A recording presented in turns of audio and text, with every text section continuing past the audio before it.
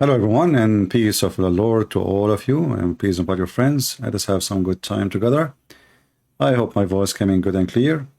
And anyway, if my voice is not coming good and clear, I'm going to burn the Quran. And I heard that the smoke of the Quran is the best medicine. We heard in the news how the Muslims are going so angry as usual because somebody burned the Quran. Huh. Somebody burned the Quran. I don't know. As I know, the first people ever who burned the Quran, it was the Muslims. So why Muslims are upset? Because burning the Quran is a tradition. Assalamu alaikum wa rahmatullahi wa barakatuh. The question that many people ask us is, why did the third caliph of Islam, Uthman, why did he burn all of the Qurans of his reign and his empire? Why? Why he burned the Quran? I mean, you Muslims are the first one who burned the Quran, you idiot. What's wrong with you? Who is the first one who burned the Quran? The caliphate? I'm going to protest. The caliphate, which is hired by the gang of Muhammad, he himself burned the Quran. Why? Because there is many Quran. Each of Quran have different Quran, and the Quran does not match with the Quran, and there's a lot of Quran has nothing to do with the Quran. So what we do with the Quran, we burn the Quran. So the Muslims are the one who burned the Quran, and not only that, Yasser Qadhi, he says this is actually an act of respect. Empire. And this is viewed as being something sacrilegious, something that shows that there were Qurans that were somehow wrong. This is a cultural misunderstanding. Because from the Islamic tradition, when you burn the Quran, you're not disrespecting it. In fact, this is the way to respectfully dispose of it. Okay. I promise you, Yasser Qadhi, each time I do a barbecue, I will burn the Quran to show respect to the Quran. So why are you Muhammadan going so crazy? As long this is the way to dispose the Quran, is to burn it. So what the problem? And why Uthman want to dispose the Quran? And why you don't tell them that the rest of the Quran are not the same as the Quran? Uthman did not burn his Quran, he burned the other Quran. Potato. Now, the leader of Hezbollah, he made a speech 2 days ago. And he have a very nice speech in Lebanon. He says, we Muslims and Christians, we don't want to make a fight. The Israeli, the Mossad, they made that guy burn the Quran so Muslims and Christians will fight each other. Bingo. I mean, how come we did not notice? It is the Mossad. They call the Iraqi who live in Sweden. Hello, Iraqi? This is the Mossad. Yes, this is Yes, this is Jacques Shalom from the Mossad. Habibi, listen, you burn the Quran tomorrow, Habibi. We pay you 20 shekel. 20 shekel, yes, Habibi. You want 20 shekel now? No, you burn it first. Okay, let's not negotiate. Remember, you are talking to a Jew. Okay, 21 shekel. Okay, I will pay you 1 shekel now, and you get the 20 shekel late. So the Nasrallah, because he's a potato, and he starts saying, this time we have a stronger reaction. As an example, some Islamic country that threatened to cut their relationship with Sweden. Why you don't do that, you stupid? I mean, Sweden will not live without you. What will happen to Sweden if you cut your relationship with them? They will not eat no more Swedish milk or Swedish cheese. And they will not have technology coming from you. And the Swedish don't buy your petroleum. They don't need it. So why you don't cut your, why you don't tell Iran, your boss in Iran, he's stupid mullah, cut relationship with the Swedish right now. Yeah, cut it. You know what? In America, we laugh at the Quran every day. What about you Muslims? Cut your relationship with America. Potato.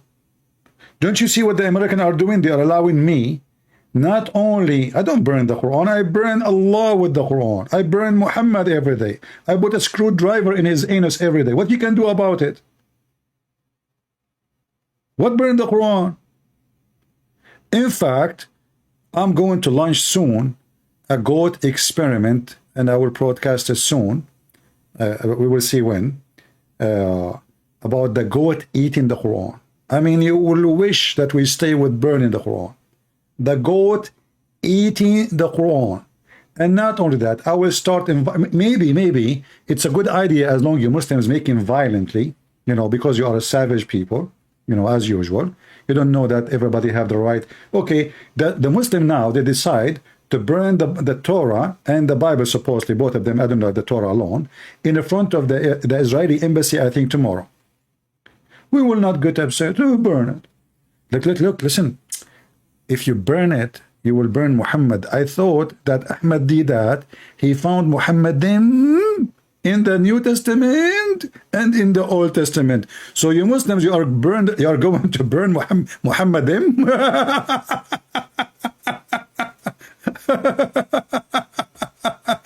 Brother. So, brother, we Muslims, we are going to burn the gospel tomorrow, the Torah, in front of the Israeli embassy. And okay, brother, but brother, I thought the name of Muhammad is in the Torah, brother. Isn't Muhammad in the Torah? So, are you going to burn Muhammad in the Torah, brother? Isn't it your stupid Quran says you will find Muhammad in our gospel, supposedly? So you are going to burn it. Are you serious? Muhammadim.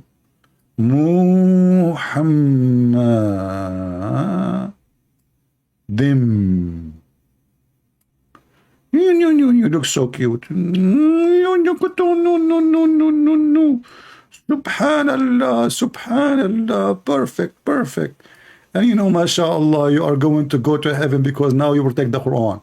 You know, those Shia women, they do mut'a, prostitution. Women in Iran, they are selling their kidney, and poor people, they cannot find jobs, and they keep the poor people busy with the stupid things, so nobody will question their government. What's going on?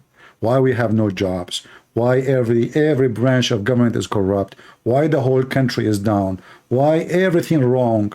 So they keep them busy with the stupid things. They are the one who protect the Quran, brother. But they don't protect their own people. They protect the Quran. The people going in the sea, die in the sea just to run away from them, but they want to protect the Quran. And then when they go to Sweden, Hungary, refugee, and then suddenly their belly is full, and now they are good Muslims. Yesterday you came as hungry, begging for food. Today you are now a lion. Well, they should ship you out, kick you out of the country. Those Swedish people, they are stupid. I have to agree. All European countries are stupid for having you. Because they brought to them people who they are savage. They don't understand that they are guests in this country. If you don't like it, why you are here? Same time, Muhammadans.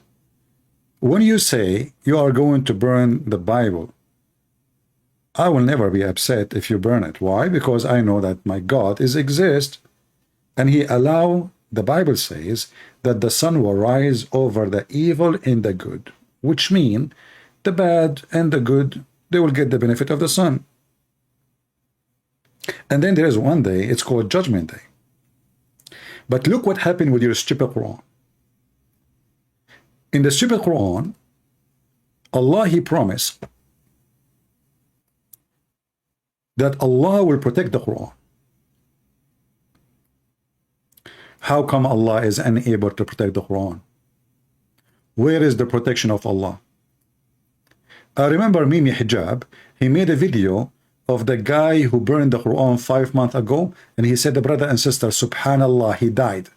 He died who committed suicide. Hey, Mimi Hijab, where did you get this information from? A stupid Abdul, he published a YouTube. Mimi Hijab, he killed the guy, that's it. Allah killed him, brother. Allah killed him. This remind me when Muhammad, he said, if I am lying, fabricating Quran, Allah will cut my artery. And this is exactly what happened to Muhammad. So each time somebody burned the Quran, the Muslims, they have to play the Islamic Halloween. They want to show us that Islam is peace. Well, if Islam is peace, why you don't say to the person who burned the Quran, okay, brother, may God forgive you? What happened? What happened to Islam is peace, and Islam came for harmony, and Allah forgive all sin. Isn't Allah said forgive all sin except to be mushrik? Yeah? Yeah. Which means he forgive burning the Quran, pooping in the Quran, pissing in the Quran, all sin. Even if you are homosexual in Islam, Allah forgive all sin. The Quran says that, not me. Except the sin of taking someone with Allah to worship, like Muhammad. You Muslims are mushrikeen. You worship Muhammad beside Allah. So each time we burn the Quran, you will do the Islamic Halloween. And who is this guy in the middle? Is that a Lili Dawah? What he's doing there? Lili Dawah, instead of being a hero in YouTube, what about you do something about it, man? Hey, Lili Dawah, why you don't say something to me, like you want to do something to me? I mean, I wrote 4 books about Muhammad. I laugh at your prophet every day. And you don't even dare to say something? What do you want to do about it? Potato. In one hand, they claim that they are doing jihad for Allah. In one hand, they are saying we are watching. Potato. So, you know, you want to burn the Quran. That is a good point for me, because simply burning the Quran proved to me something very important. 2 things. Allah in the Quran, he says he will protect the Quran. Allah cannot protect the Quran. Obviously, he's asking the Muslim to protect it, and the Muslim, they fail. I mean, at least cut your relationship with Sweden. As an example, Erdogan, he is so upset now. What do you think Erdogan will do now because he's upset? I will tell you 3 things. He will go to the bars in Turkey, one of those bars in Turkey, and he will spend the night with a bunch of hookers, praising Allah for the blondie Turkey girls. If we type right now nightlife in Turkey, I mean, Erdogan, listen, he is a very Islamist, a Muslim. He's very Islamist. I mean, the guy, he recite the Quran before he do anything. But he did not shut down one nightclub in Turkey. Women wearing nothing in the street in Turkey. Brother, Turkey, what do you know about Turkey? Burkina Faso. So Erdogan, brother, is so upset from burning the Quran. But Turkish people don't care for Islam for a second. I mean, I want to go to Turkey. Who don't like to go to Turkey? I found the Quran. I am yours. This is the Quran? Yeah, this is I just found that the verses of 10-time breastfeeding. Look, even there's an arrow in it. We found the verses, the missing verses in the Quran. What is this? American tourist stunned by Morocco? That's good. That's even better.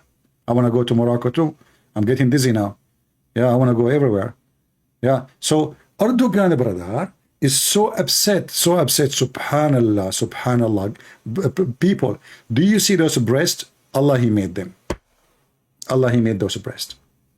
And then Allah, he ordered us in the Quran, which Muslim, they burn it, that you have to suckle them 10 times. 10 times. Yes, brother. What happened to the verses? Where they are there? The goat ate it. Muslims are going to protest against the goat who ate the Quran.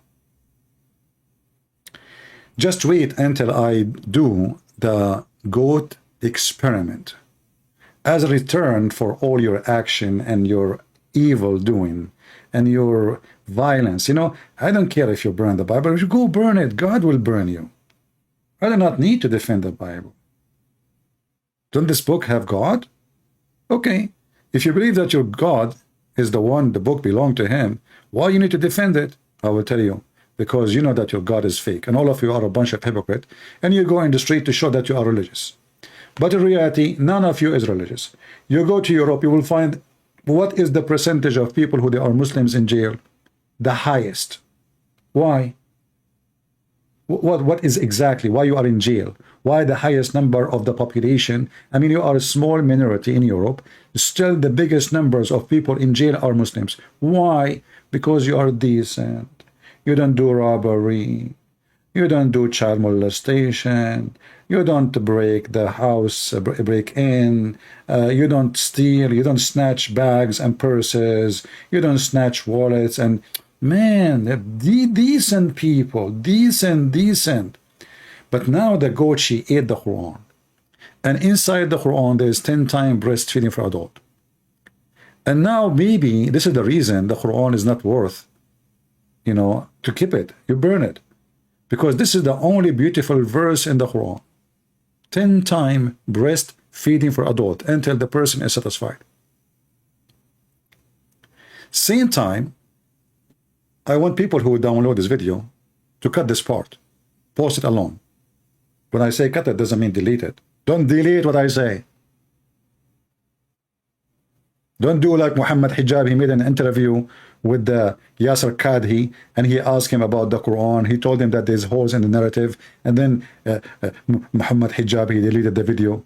But the stupid Muhammad Hijab, he was unlucky because there's a ex-Muslim, he downloaded the video before he deleted, and then the whole world is laughing at holes in the narrative. Don't, when I say cut it, which means cut it and make it a video by itself. Listen, as long people burning the Quran, the major question is, was the Quran burned by the will of Allah or against the will of Allah? Who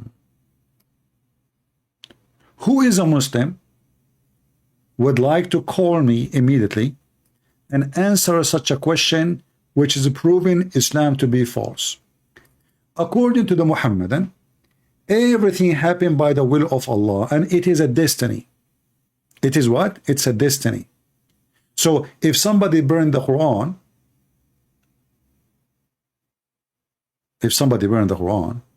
that because Allah made him burn the Quran. What do you think?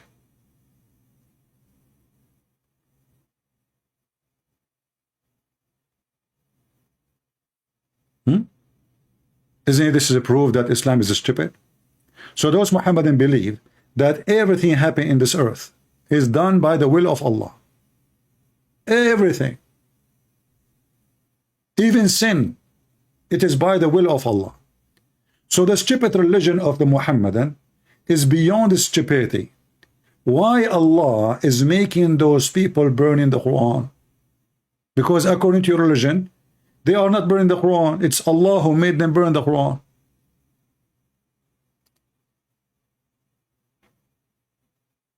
Any Muhammadan would like to join us?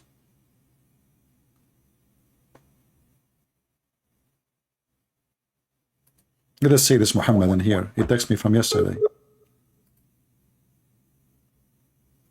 Any Muhammadan?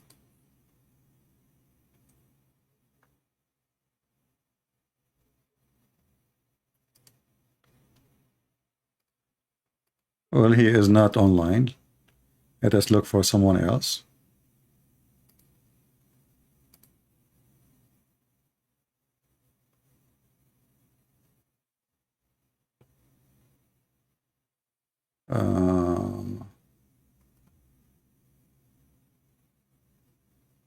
Let us see this potato. We have another potato.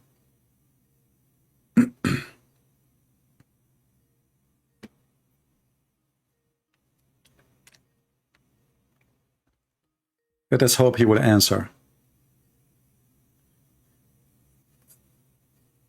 Again, the question is, was the Quran burned by the will of Allah or against the will of Allah? And I assure you, not a single Muslim will dare to answer. Not a single Muslim. Because this is embarrassing. Islam is very stupid. Who is a Muslim would like to join us live and tell us, was the Quran burned by the will of Allah or against his will? Any Muhammadan there? Any of the black stone kissers, Quran defenders, Muhammad worshippers can answer such a question? Was the Quran burned by the will of Allah or against his will?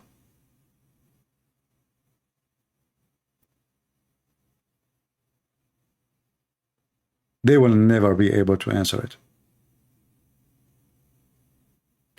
They are stupid, they are silly.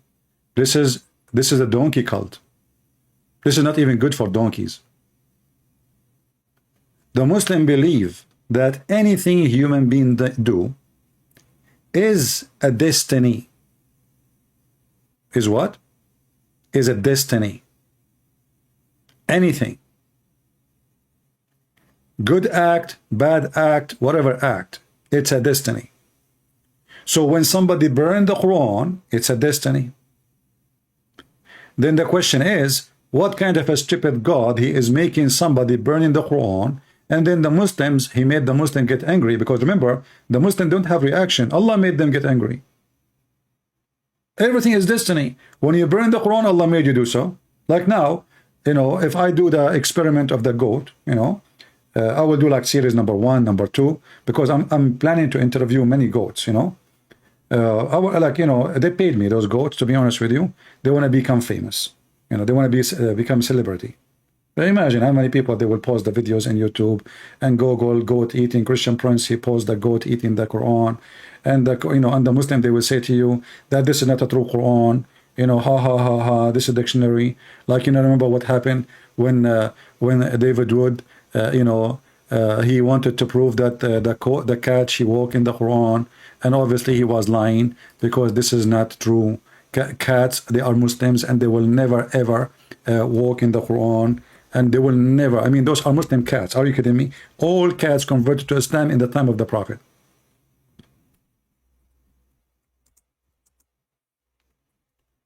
If you type in YouTube, brother,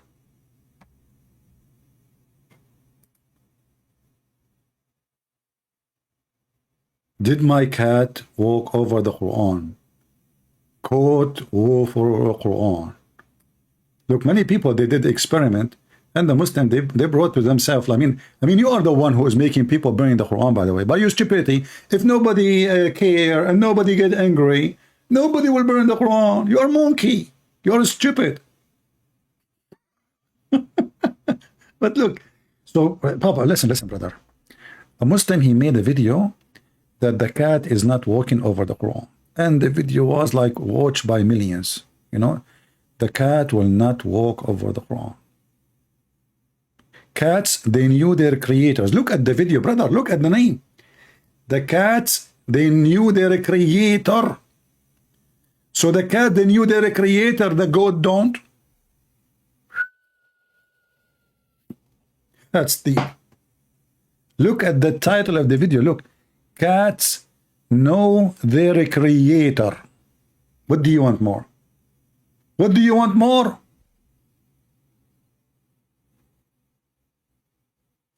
What do you more prove that cats are worshipping Allah? Let us see. Muhammadan tried to call me.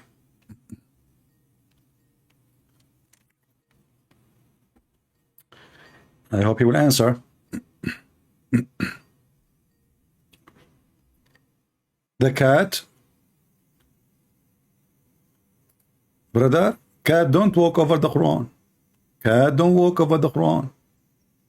Yeah, all right. Original video. Original video. Hello? Hello? Fakira, why you are changing your voice like that? I mean, don't you learn that I will know your voice like the same as I know the voice of the Muslim cat? Stupid idiot. We We ask Muslim to call us, we get fakira, transgender. She changed her voice to a female voice. Anyway, so the Muslims, because they are so desperate, you know, like let us say to earn points, you know, their religion is like, you know, how I can prove to you Islam is good, you know, what I can do. I would do anything, anything. And if you burn my Quran, I will go and make too much noise and make fire and burn cars, and then you get arrested. And we will laugh at you. And we are sitting home, drinking our coffee and tea. And then you will see somebody like, you know, David Wood, sitting in the kitchen. Look, sitting in the kitchen. He bring a cat, you know. I bet you she is like a street cat, you know. She work like, you know, you pay her, she'll do whatever you want. You know what I'm talking about, you know. She is the kind of the cats, like, you know, cheap quality cat, you know. So, you know, he went to the street. He found a cat. You know, she's an atheist cat, obviously. She don't care for God, you know. And he said to her, listen, we want to do a film together. She said to him, listen, I used to work to Android tits before you. And I warn you, you cannot play the lover boy with me. I learned my lesson. So don't put your hand over my neck and my lover boy game, human trafficking, animal trafficking, cat trafficking. Those things don't work with me because I worked for Android tits before you. So lover boy will not work. And David Wood was shocked, like, what the heck? He thought like he would say, hello, honey, come on, come here, you know, the lover boy game, you know, so he can convince her. This is an expert street cat. She went through a lot of catting stuff. So, and then like, okay, he said, listen, I have caviar at home. And you know what happened then?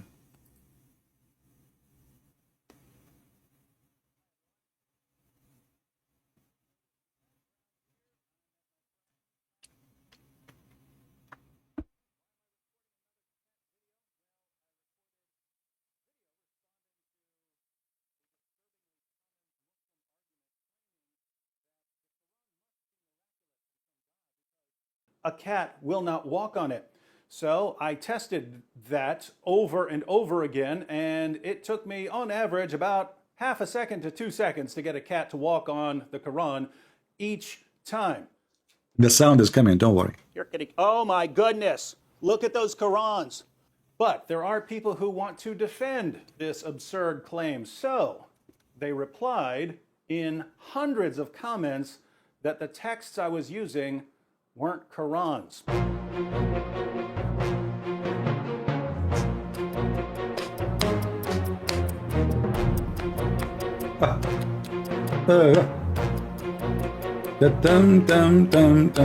Music is haram.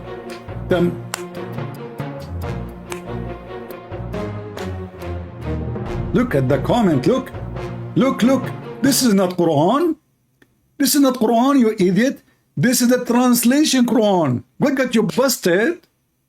Brother Hitler, I saw the video of David Wood, and he what you did? Translated Quran.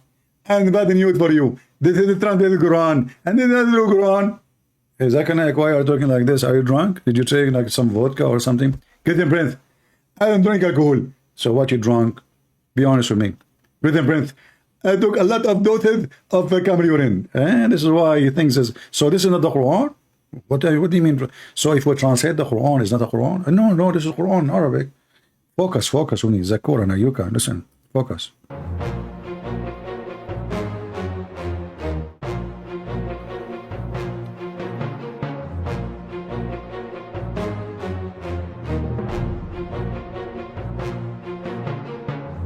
You know this here, the madness of those Muhammadan? I mean, we are talking about a cat. Listen. I mean, those people are so stupid to the point, they are going so crazy for a video. And like, what is the topic? Just to show you the madness of this Muhammadan religion. The topic is, I mean, Elon Musk is going to the space, to Mars. The Muslims, they discover that the cats are Muslims. Subhanallah, the cat.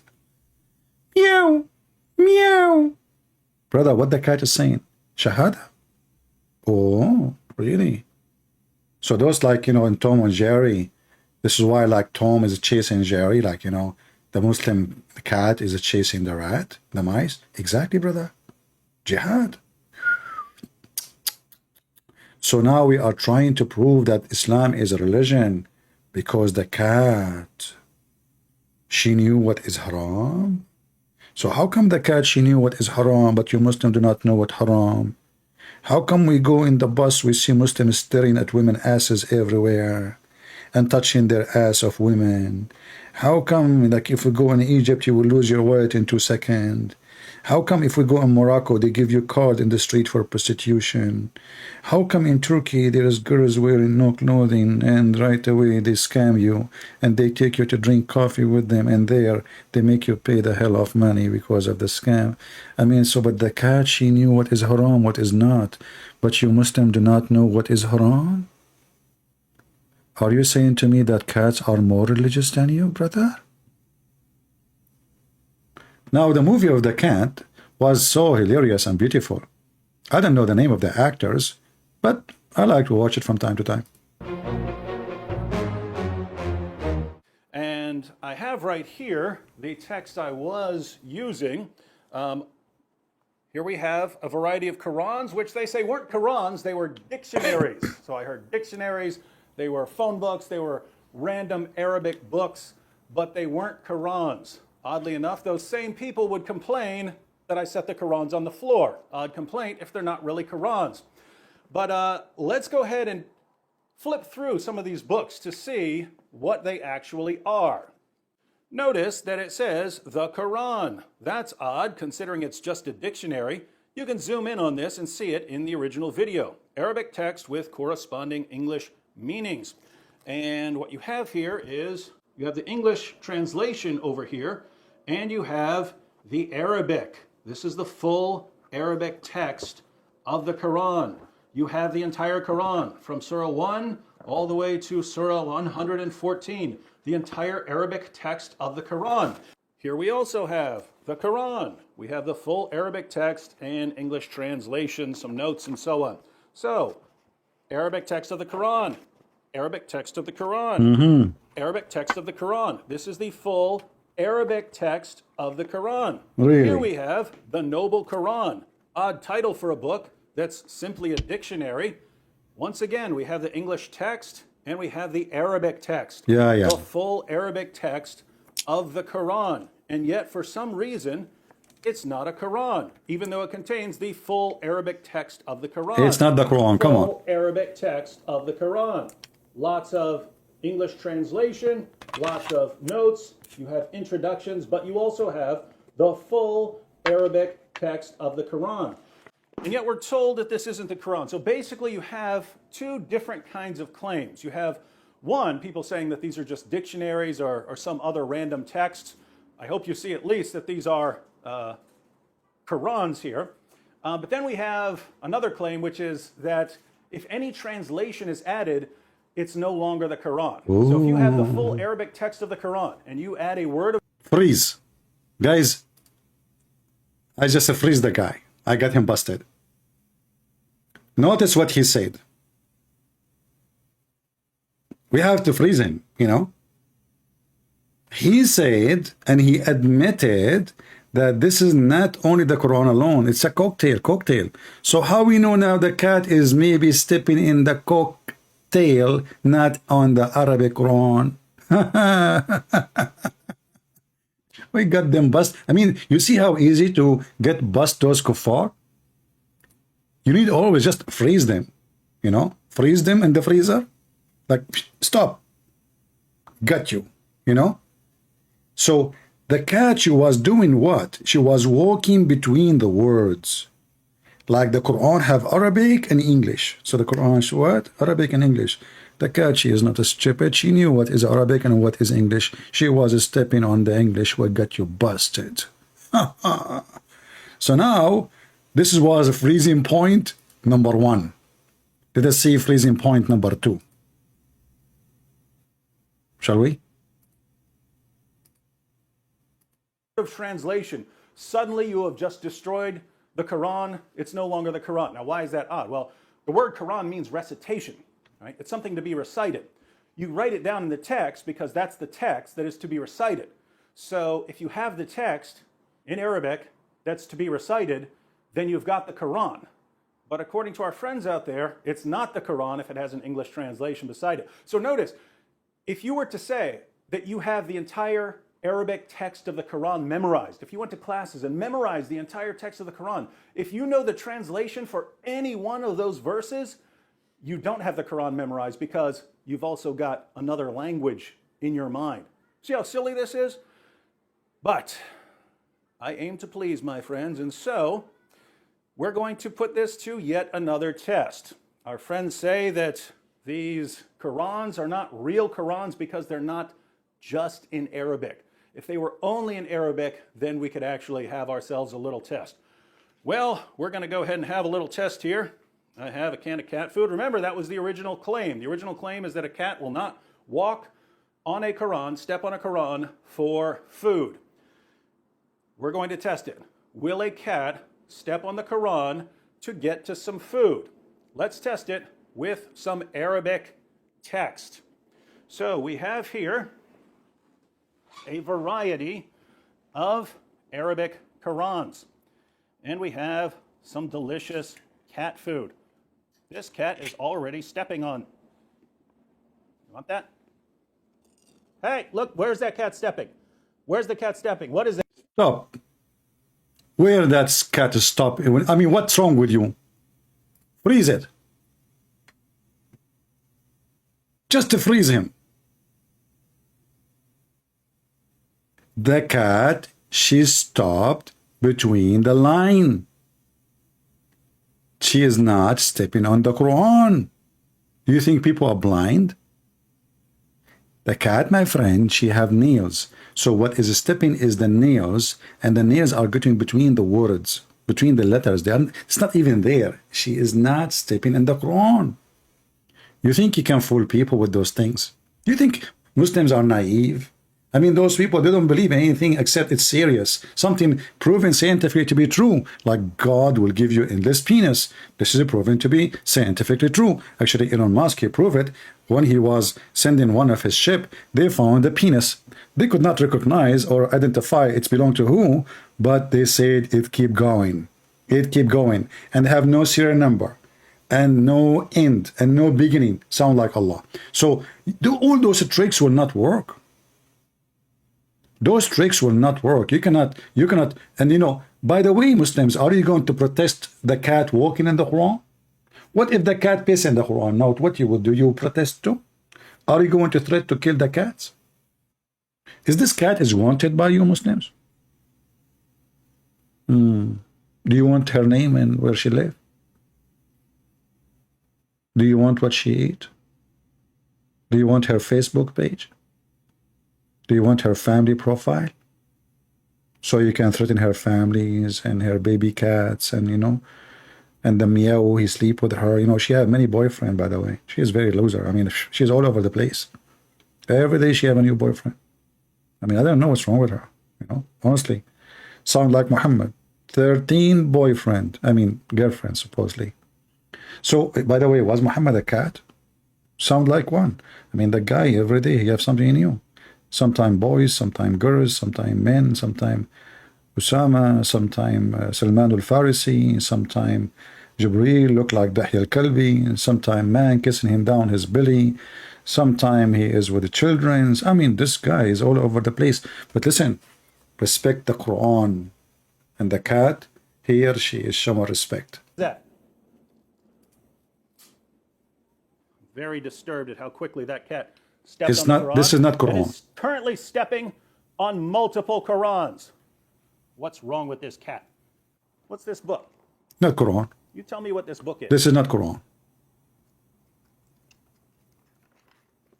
This is, okay, listen. First of all, everybody knows this drawing. This is the drawing of Hunter Biden. Everybody knows how Hunter Biden, he do his art, and he get a lot of money for it. This is the book of Hunter Biden, and you are trying to fool us that this is the Quran. There is no way a cat made by Allah will walk on the book of Allah. It's obvious. Isn't it obvious? The cat is made by Allah. So how the cat will walk on the book of Allah?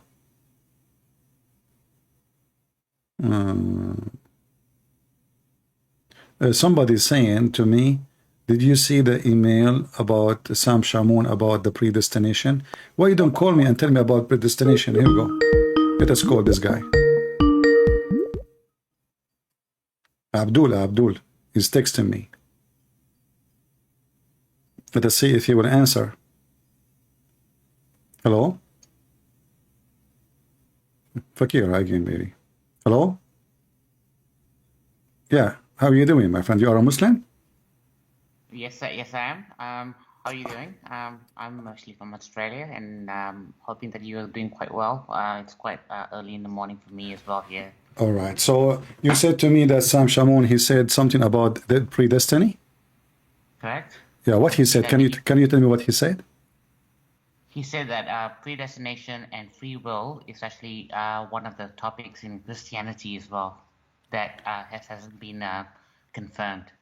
No. See, this is not what he said. I believe you're wrong. Yes. Because, my friend, Jesus said, not everyone says to me, Lord, Lord, will enter the kingdom of my Father, but the one who does his will. So maybe you understood wrong, because in Christianity, God, he gave Adam from the beginning the freedom to obey or not to obey. Is that correct? Do you know the story in the gospel about Adam? Yes, I do. Okay. And he told him, don't eat from this tree. Do we agree?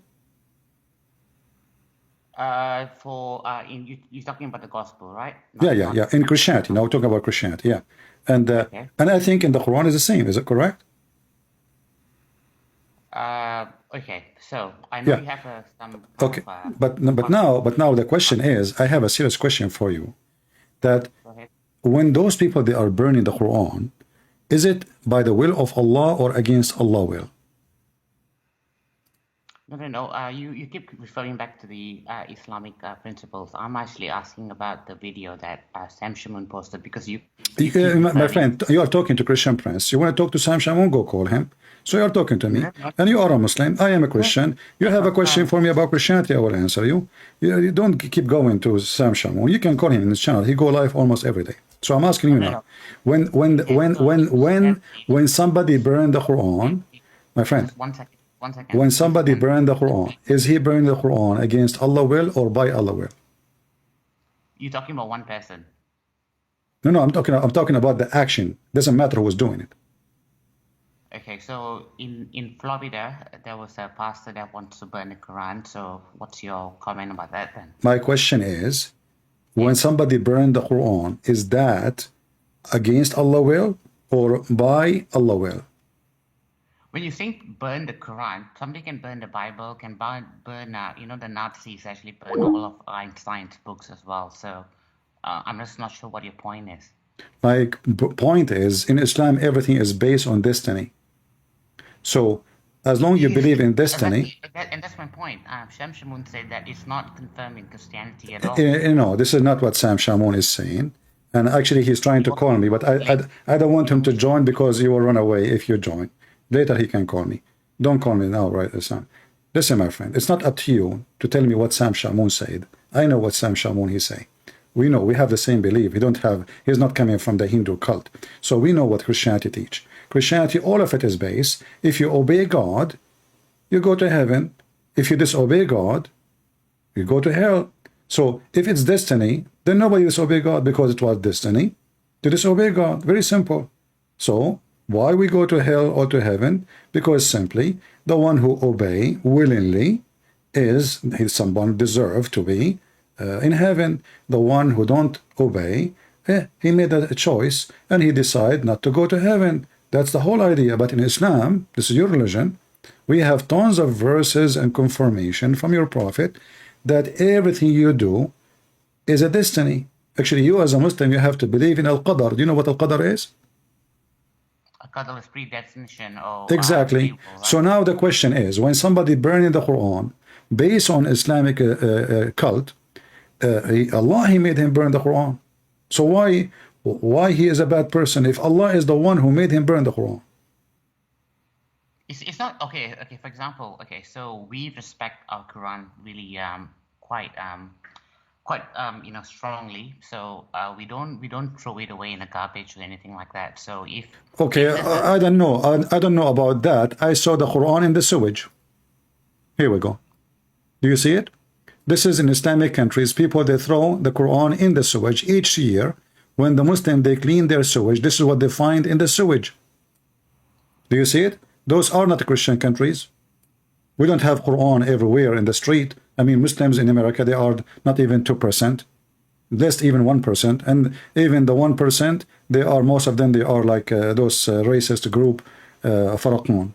So we find that your Quran is all over the sewage, and you Muslim, you throw it in the sewage, and then you claim that you respect the Quran.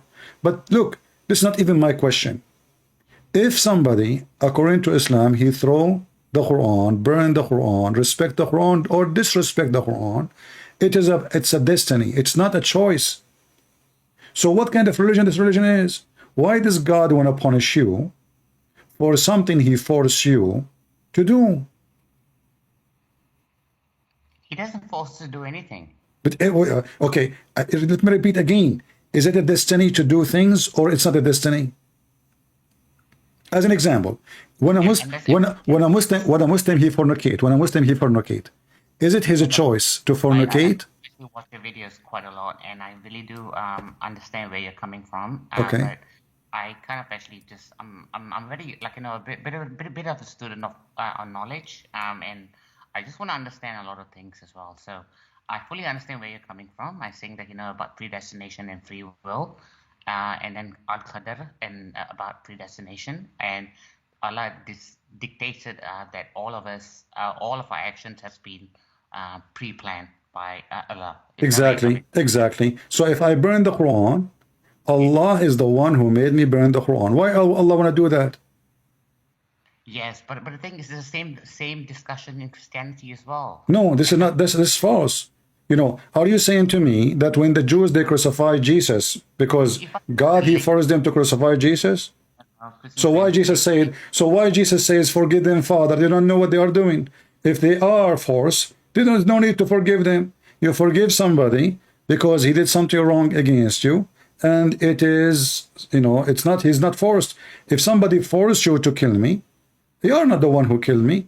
If you are a soldier in the army, and the captain and your captain said to you, shoot, and the army rule is, if you don't shoot, you will be killed. So you shoot me. So who is the one who killed me? The captain, not you. So here we are talking about what? We are talking about even if you do fornication, Allah made you fornicate. Why Allah want to make you fornicate?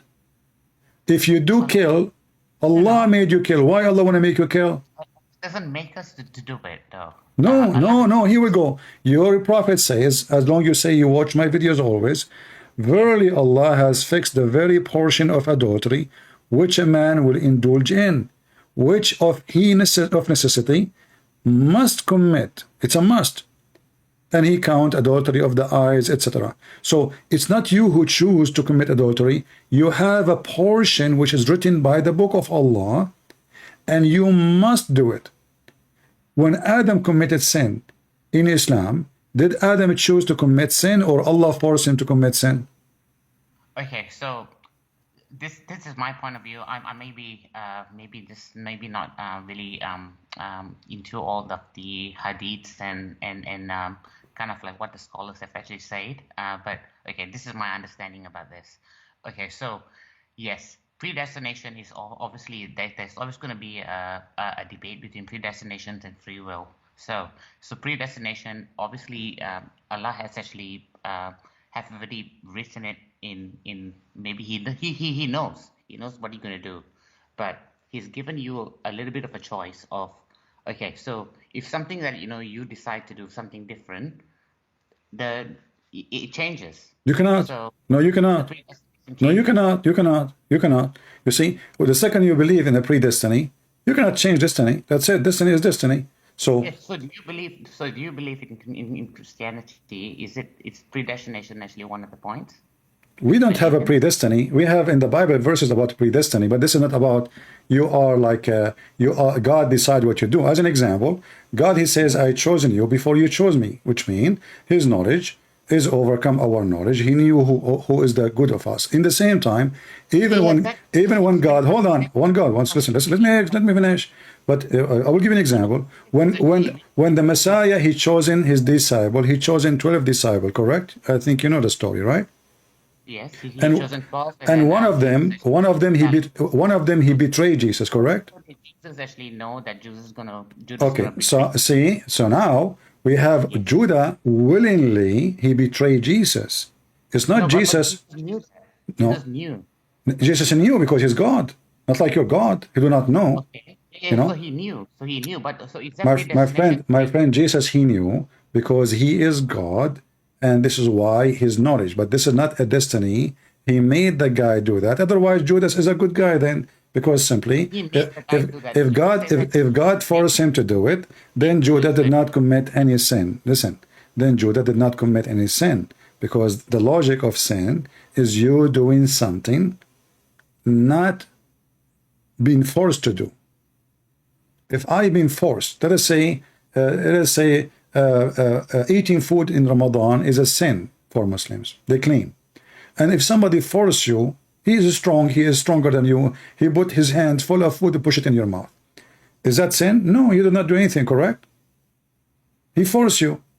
So this is what destiny is. Destiny is somebody forcing things in your mouth, in your body, in your act, and now you are asking me that God will punish me because he decide for me to do something bad. Where is the logic in that? That is a stupid logic. No. See exactly. Okay, so you just said that Jesus actually knew that Judas is actually going to betray him, correct? My friend, knowledge is different from destiny. Knowledge of the thing doesn't mean destiny. I know what you will do doesn't mean I force you to do. There's a huge difference. Exactly. And that's where I'm Listen. If somebody is giving you a weather report, he says after 2 hours it's going to rain. Is he the one making the cloud coming, or he is telling you what will happen in 2 hours from now? Sorry, could you say that If again? somebody telling you the weather report, he knew he have his own resource, he have satellite, he have all kind of equipment to tell you that next week we will have all the week raining, storm, hurricane coming, whatever. But is he the one make the hurricane come to you, or he knew the hurricane is coming to you? God knows everything. Not your God, not your God. But let's focus. Let us focus with this. This is not about God knowing. We are not talking about God knowing or not. We are talking about destiny, my friend. Focus with me. Destiny have nothing to do with knowing. Destiny is before I created you, I decide for you what you will do. This is what destiny is. Exactly, and that's my point, and that's where Shem Shamoun's video, he actually said that there is a kind of actually a debate Okay, between I'm going religions. to invite Sam Shamoun to our conversation just for a few minutes to join us, and he will tell you about what he said in his video. Let us see. He called me. Where is Sam Shamoun? No, it's fine, Christian Prince. I can actually No. just I will invite him because you are saying things. There is no way we Christians believe that God decides for us to do sin, and this is not true. Sam Shamoun will not say that. Anyway, I am inviting him right now to join us. Hey, Sam, are you with me? Yes, sir. I hope my sound's coming good. Yeah, did you hear this gentleman? Did you hear this gentleman? He is claiming that we as a Christian believe that God, he made us commit sin as destiny. No, he's a liar. If you watch my video, and if I cut out, I'm driving, so All right. if he watches my video, he would have heard my story that at one time I used to be Calvinist because there are Calvinists that teach like Muslims predestination. I said, but when I studied the Bible, I realized I was wrong and I changed my position. I repent. No, I don't believe the Bible teaches predestination like the Muslims. God gave us choice. He doesn't force us to sin. So he's lying. All And I right. have the video. All right. I just want to be clear, okay? Drive safe, my friend. Thank you. God bless you, brother. Thank Take you. care. All right. So as you heard, this is not the stand of a Christianity. We don't believe in such a thing. And absolutely, this is wrong. Because if this is the case, then nobody should be punished for his sin. I don't know if I hang up on him too. What happened to this guy? He is gone. Okay, let's call him back. Maybe he hung up by himself, I'm not sure.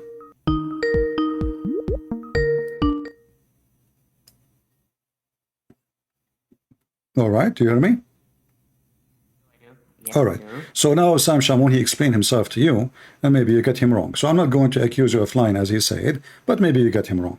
But now, when somebody burned the Quran, obviously, according to Islam, Allah, he made him burn it. Why Allah want to do that? Why Allah want to make me burn the Quran? What's wrong with Allah? Is he crazy? Okay. I know Sam Shamoun said that I'm lying.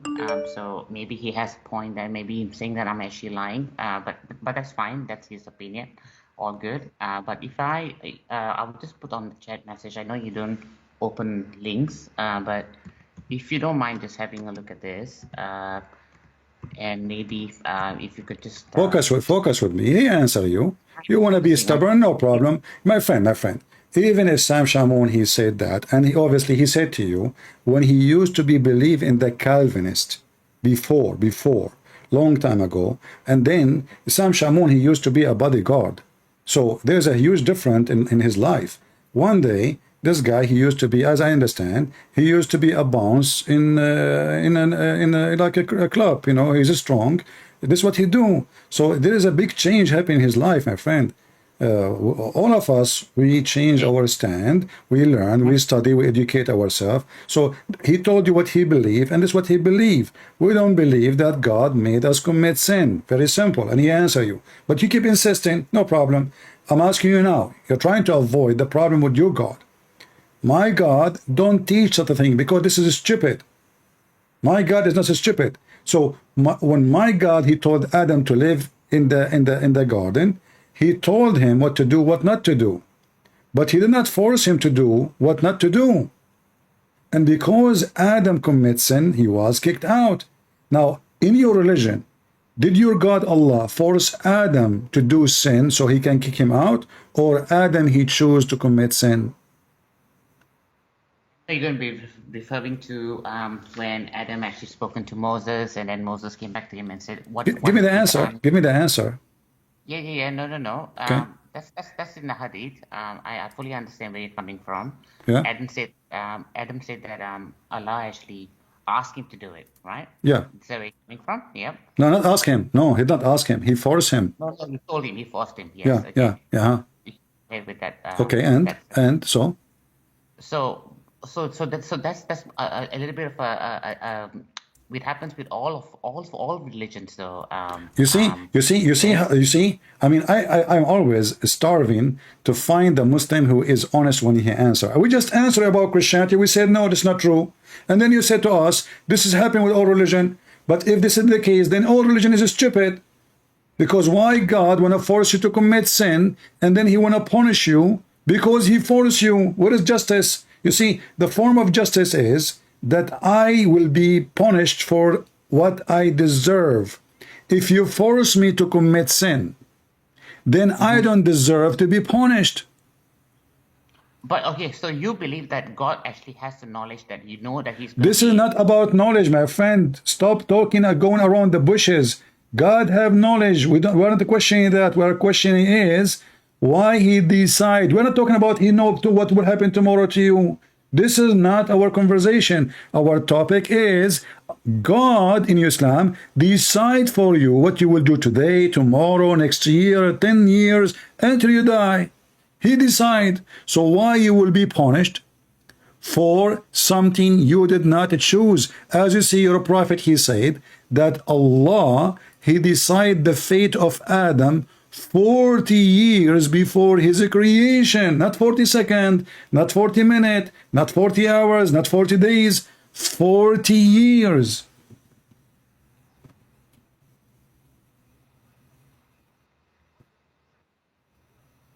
So you're going for the hadith, right? Is it Sahih? It is da'if. It is Sahih. Yes. Yeah. Okay. I know you always just going to try to actually confuse the caller and I say, mean, okay, you Muslims are confused. Look at you. You said to me, you watch my videos many times, and you saw me explain this hadith many times, and now you are asking me, is it sahih? So what you were doing all this time watching my video, and specifically those videos, you mentioned to me already that you watch it many times. So how come you do not know if it is sahih or da'if? Obviously, this is sahih. This is al-Bukhari. So the Muslims, let me tell you what you are doing now. In your head, you are trying to look for a parachute, how I can jump from the window, how I can like float in the water. I mean, how I can become a duck when I'm drowning. So now, in your mind, how you can answer this? Okay, is it da'if? You know, you're trying to find a nail, something to hold in it, so you can save yourself. But this is al-Bukhari. No, Christian Prince, please listen to me on 1 second. I fully understand where you're coming from. There is a hadith there, and I know that you've mentioned it on your videos as well, where Adam had a conversation with Moses in the heaven, and they were talking to each other and stuff like that. I fully understand where you're coming from, but at the same case, then when I was actually looking at some of the videos, because you know, for example, when you actually spoken to actually some of the Muslims, and you always refer them to Shamshamun to actually learn the Bible, correct?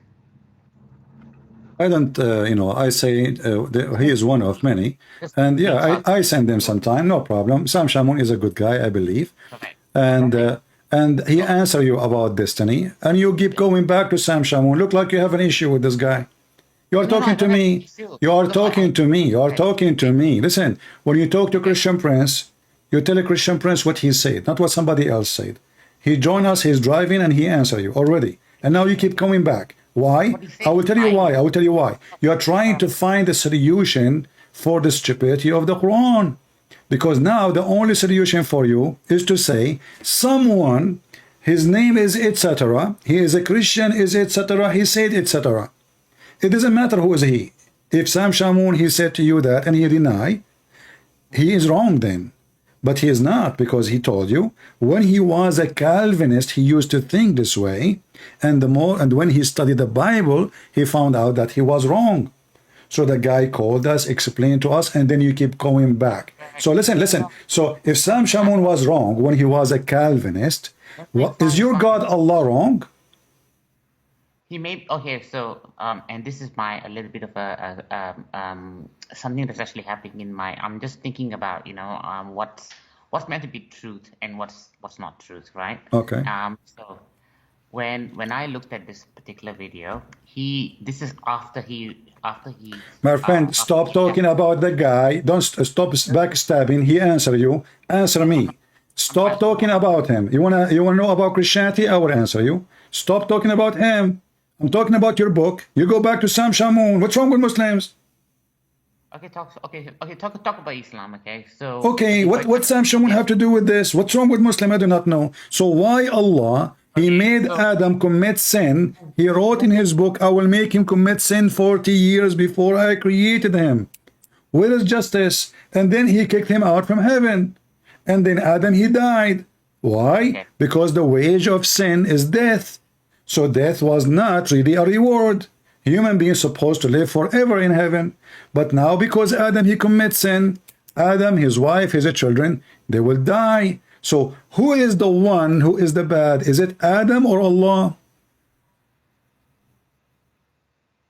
There's no way Allah is going to be wrong though, because he's the creator. How is that? If I am Adam, and now I am a person who did nothing wrong, Allah forced me to commit sin. How I am wrong?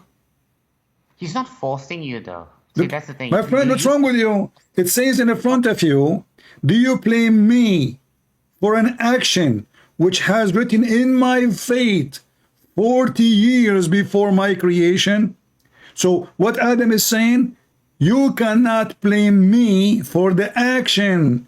So what is the action? He ate from the tree. So can you blame me? I mean, you Muslims, do you know how to read, or you are like your prophet? there's no way I'm going to be like my prophet. No way. Why not? Why not? Are you better than him? Are you saying you're better? No way. You are not better? No. But you said you know how to read. No, I'm just saying that, you know, you trying to actually confuse the actual the fact that what you're actually trying to convey. I know what you're trying to convey about predestination and free will. I fully understand that. But it happens with all religions in the world, though. You keep repeating the same. Okay, are you saying to me you are a Hindu? I'm not saying I'm a Hindu. Well, the No, Hindu don't no. believe in that. Then the Hindu, listen, even the Hindu don't believe in that. The Hindu believe in bad karma, good karma. So let's say you are a Muhammadan. You did something bad according to them. Then in the second life, God will make you a cockroach. If you are a better person, God will make you a cat. If you are a better person, God will make you a cow. If you are a better person, God will make you a bird. So this is what the Hindu believe. So don't tell me all religion. They don't believe in that. They believe in bad karma, good karma. So now your God is the only idiot in the village who make people commit sin according to him, and then he would punish them for making them committing sin. All right. So, okay, just to be fair, Sam, Christian friend. So you're saying You have Sam Shamoun in your head. You cannot take him off, right? no. 1.6 billion Muslims in the world. They are completely. We are almost 3 billion. Who care about numbers? We are almost 3 billion. Who care about the numbers? My friend, when Jesus have a 12 disciple only, is he wrong? No, he's not wrong. Okay, so why Muslim they talk about numbers? Are you talking about carrot? Do you know how many carrot we have? Do you know how many cockroaches we have? Do you know how many ants there is? So are you saying to me the ants are right and you are wrong? What I mean, we are talking about what is in front of us. You tell me we are 1.3 billion. If I ask you the Shia are Muslim, you will say to me no. If I ask you the Druze are Muslim, you will say to me no. If I ask you Ahmadiyya are Muslim, you will say to me no. Your prophet, he said, my nation will be 73 sects and one of them will go to heaven. So now, who is the Muslim? Nobody. Nobody is a Muslim. Do you listen? When you take a shower, do you take shower with dead dogs and women blood from period and garbage? Yes or no? No. You don't. So you are the Muslim, because a true Muslim is the one who follows the steps of the Prophet of Allah. If you are a Muslim, you wanna do through ablution to be ready to pray to Allah, you have to have a certain mix of water, and this mix have to have dead dogs and women blood from period and stinking garbage. If you do, listen.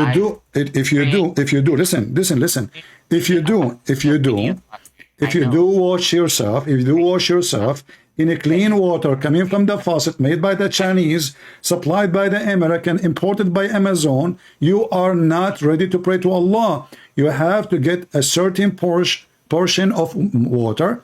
You have to have 25% dead dogs, 25% women blood from period, 25% stinky garbage, and 25% camel urine. You mix them all together, and then you are ready to prepare to wash yourself to be ready to meet Allah. Simply, to be following Muhammad, you have to jump in this. Actually, the sewage is more clean. I mean, in the sewage, you will not find dead dogs and women blood from period. Maybe one, like, I mean, even these days, women, they don't even let their blood in the sewage. So, I mean, what the heck is that? Did your God, Allah, force Muhammad to take a shower in such a way? It's destiny. He didn't actually have a shower in there, though. He's washing in it. Yeah, but he's not having a shower in there. So what he was doing, do you know what you do? Ablution, you put water in your mouth. Is that correct? Yeah, ablution. Okay, so your prophet now, he is putting water in his nose, in his mouth, in his face, in his feet, in his hands, and this water have dead dogs and women of blood from period and stinky garbage. And you are saying to me, don't listen, let us be honest here. He did not take shower with it. I mean, he put water in his mouth, in his nose, washing his face, under his arm, his hands, his feet. What is left? You have to put your hands in the water and then you put them in your head. And then you are telling me he did not. So what is this? And how in the world you are ready now to meet Allah? Supposedly now you are cleaning yourself. And you will notice in the hadith, which is very authentic, even the Arab, they were questioning what kind of a man this man is, what he's doing. I mean, what kind of a man he jump with the stinky garbage water? Nobody do that. Obviously, Muhammad have a mental issue. Yeah, okay, so that's your point of view, and I No, think this is not my point of view. I want your point of view. When you see somebody, be honest with me. Listen. I want you to be honest with me. Your name is Saad. Saad, right? Okay, Saad. Listen. When you see somebody having such a way of washing, be honest with me. What you would think about him? okay. Can I have a little bit of a time to actually explain this particular thing? Why always we need to explain? Why we cannot answer? Never answer. We explain. I can answer. I'm Okay, answering but you. tell me, what do you think if you see somebody, you're walking down street and you see somebody jumping in a sewage, have dead dogs, women blood of impaired and garbage, and he is supposedly claiming that he is clean himself to be ready to meet his God, to be pure. What do you think about that? Yes. So when you say somebody, it doesn't actually mean. So when you say somebody, it means in general, right? So it can be any human being, right? So, but what we're talking about here is actually a prophet, right? So if Muhammad is being stupid, that means he have a license to be stupid because he's a prophet. So you are saying to us in your logic, when you are a prophet, you have a license for stupidity, especially if you are a Muslim prophet, because Muslim prophets, they have to be stupid, mentally ill, idiots. So we don't question what they do, because every single Muslim prophet must be stupid, according to you. No, a prophet though. Just one prophet. We only have one prophet. Only one prophet, guys. Only one prophet between the Muslim prophets. So now you make it even more horrible. So you are saying to me that all Muslim prophets are not stupid. Only Muhammad was stupid. And therefore, because he is a Muslim prophet, he is your prophet, we don't question the stupidity of the prophet. What kind of logic this logic is? Okay, let me ask. Okay, so for example, in the Bible, Moses actually killed a person. Do you believe that? And okay, and then after that, do you believe he's actually a righteous person? my friend, I believe every human being is a sinner. Moses is no better. David is no better. Everybody, Abraham is no better. Everybody commits sin, me and you. The Bible is so clear. All men, my friend, all men, no exception. The only one is holy, is the true God. That's all. The rest are sinners. So Moses, listen. We Christian, we don't worship prophet like you. We believe that prophets, they are human like us. They commit sin, they repent, and if they repent, God forgive them. If they don't, they will go to hell. So he can say he was a listen. When Judah commits sin, Judah is supposed to be a disciple of Jesus, which means messenger, very high rank in the church then. But when he did commit sin, betray Jesus, where do you think he will be? He will be in hell. So this doesn't matter who you are. When you commit sin, you are under the feet of God. You repent and you promise not to do it again, then you will be welcome in his kingdom and you will be called his child. So now we go back to zero. You're a prophet, you are saying to me, because he is a prophet, you don't dare to question his stupid behavior. But I'm not questioning his behavior now. I'm questioning the religion. Listen, I'm not questioning Muhammad. Muhammad for me, listen, I'm not questioning Muhammad. I'm questioning the destiny. When Muhammad, he jumped in this water, according to your belief, Allah made him jump. According to your belief, Allah made him take shower with dead dogs. According to your belief, he didn't jump in there. He performed an evolution. Okay, how he performed evolution? They don't jump. My friend, this is not an ocean. This is a little tiny body of water. So now let us say this water is 4x4, and there is now in the water. Listen. My friend.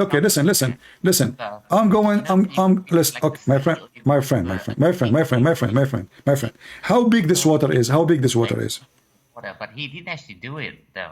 You keep saying he's jumped into the water. No, he did. Does it make a difference? Or does it make a difference if he is washing with it? And this is a very little tiny body of water full of dead dogs. It says dead dogs, not one dog. Listen. It says dead. How many dogs? How many dogs?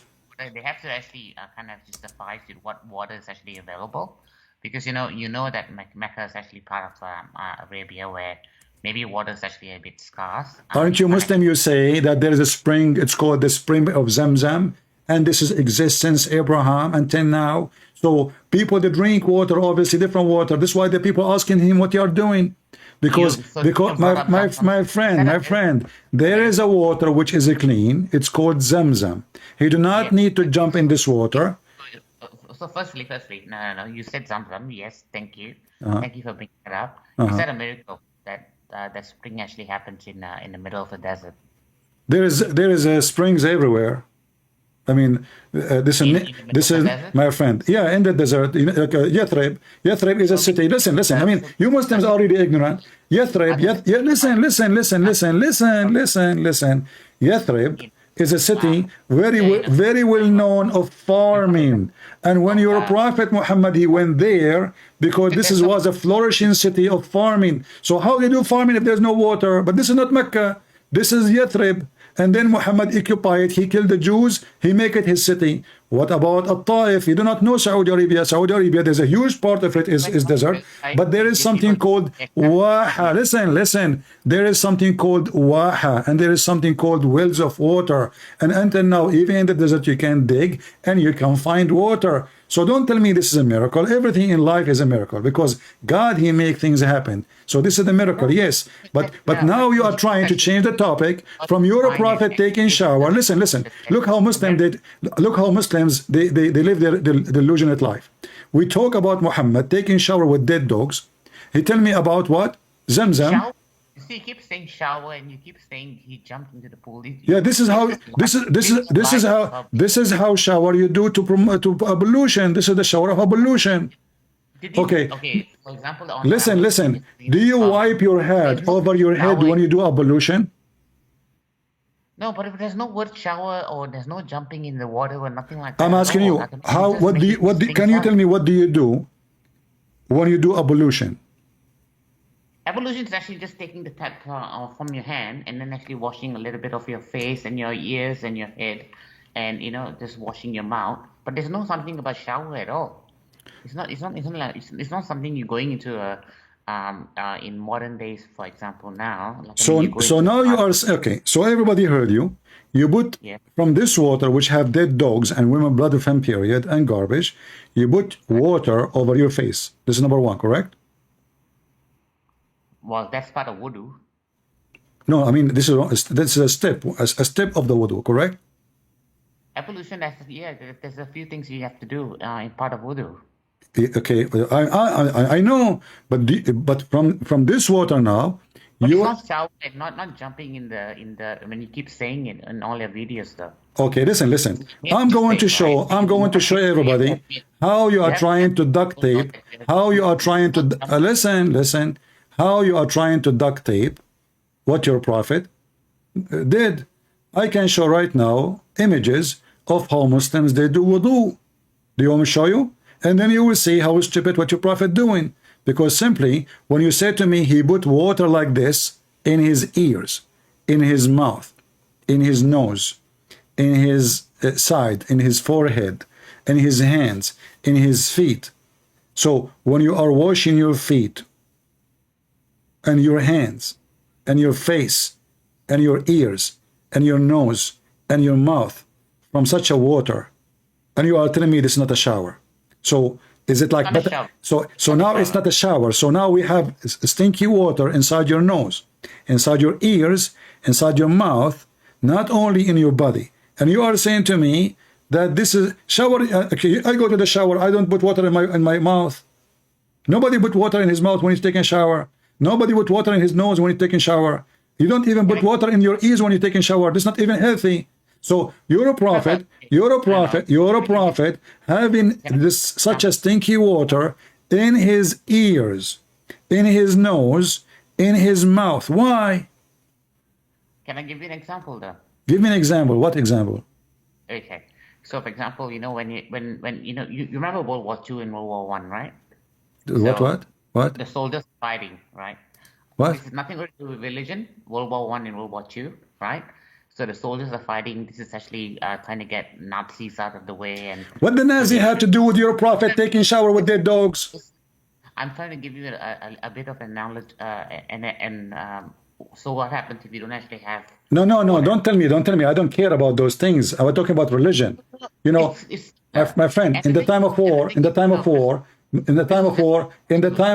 everything can happen. Everything can happen. This is not our topic now. Your prophet, he's in town, and now he is getting ready to pray, and now he is jumping in the water, have dead dogs. There may not be water there. How do you know? We didn't exist then in that time. So where is Zamzam? I thought a second ago you said to me it's a miracle. Zamzam is there. But you say this is actually in Yathrib.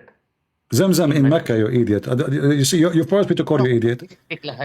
Listen. Listen. Same time, it doesn't matter what city. It doesn't matter what city. Do you see people, they are asking him, why you do that? If this is the only option, nobody will ask because everybody will be doing that. But people are asking him, are you doing this? Do you do that really? You know, why they are asking him? Because nobody do that. People, they were wondering what kind of a behavior such a behavior is. I heard the people ask the Prophet of Allah, water is brought for you from the well of Bida. Is that well which dead dogs and menstrual clothing and excrement of people thrown in? He said, yes, water is all. So they are questioning what he is doing. Nobody do that. Nobody would do that. Otherwise, nobody will ask. If this is the behavior of everybody, then nobody will ask. People, they question you about what you do. If what you do, nobody does. Because this is strange. This is not normal. You know, this is not right. Why you are doing that? Read with me. Do you see this hadith in front of you? Do you see this one? Read with me. It says, I passed Abu Sa'id al-Khudri, he said, and this is one of your prophet, you know, like big report of prophet stories. I passed by the prophet when he was performing wudu, which means ablution. From the well of Bida, I said, are you performing wudu from it when garbage is thrown in it? He said, water is not made impure by anything. So what is the surprise is, people don't do that. He's saying, are you doing such a thing, really? So if there is no other water, then how people will not throw garbage there if this is the only water, because this would be maybe a spring of water, but this is not. This is sewage. This is water coming from washing clothing and dishes from houses. Huh? You see, it doesn't say sewage on the hadith though. You're just making things up. My friend, it says sewage. Listen. Okay, hold on.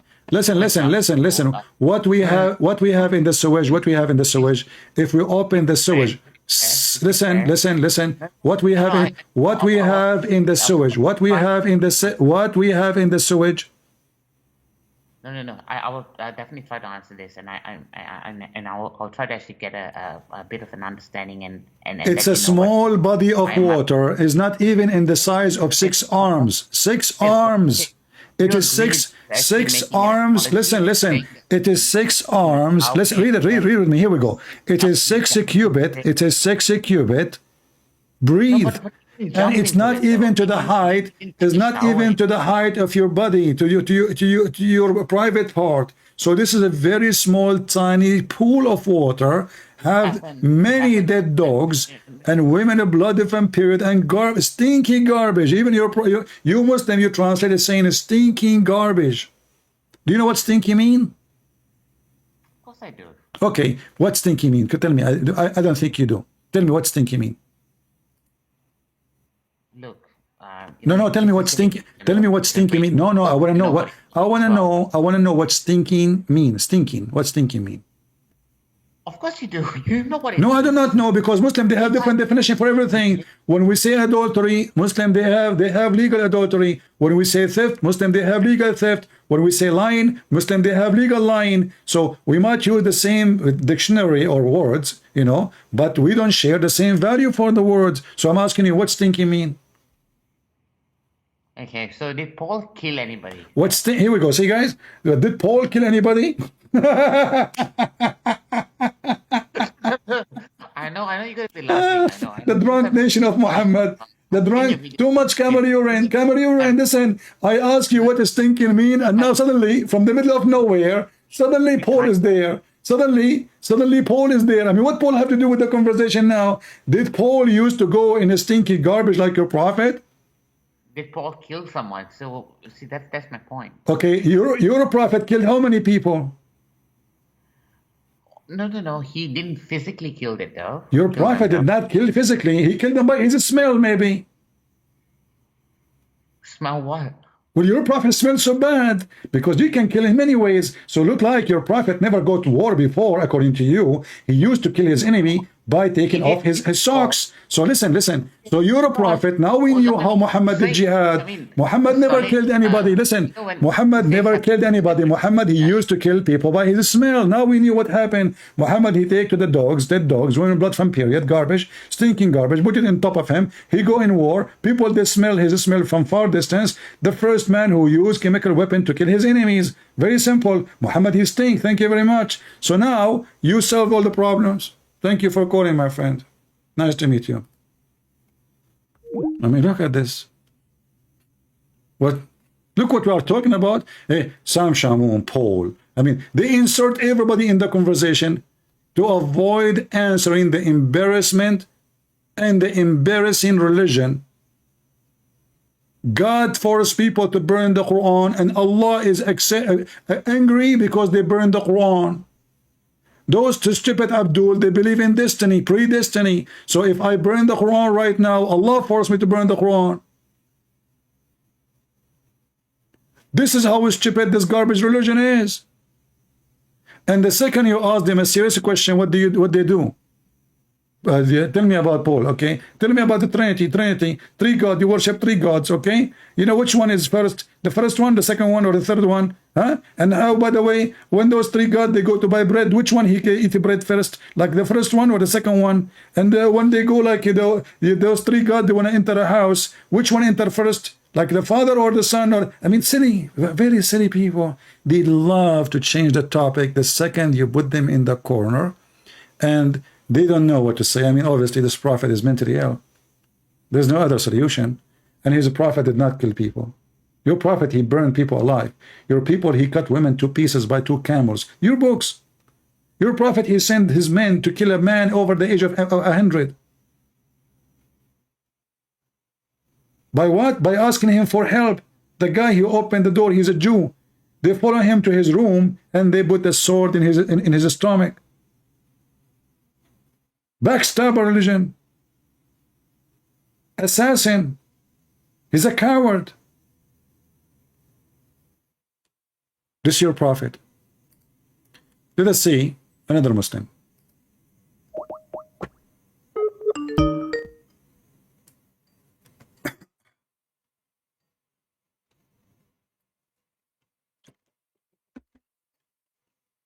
How are you doing?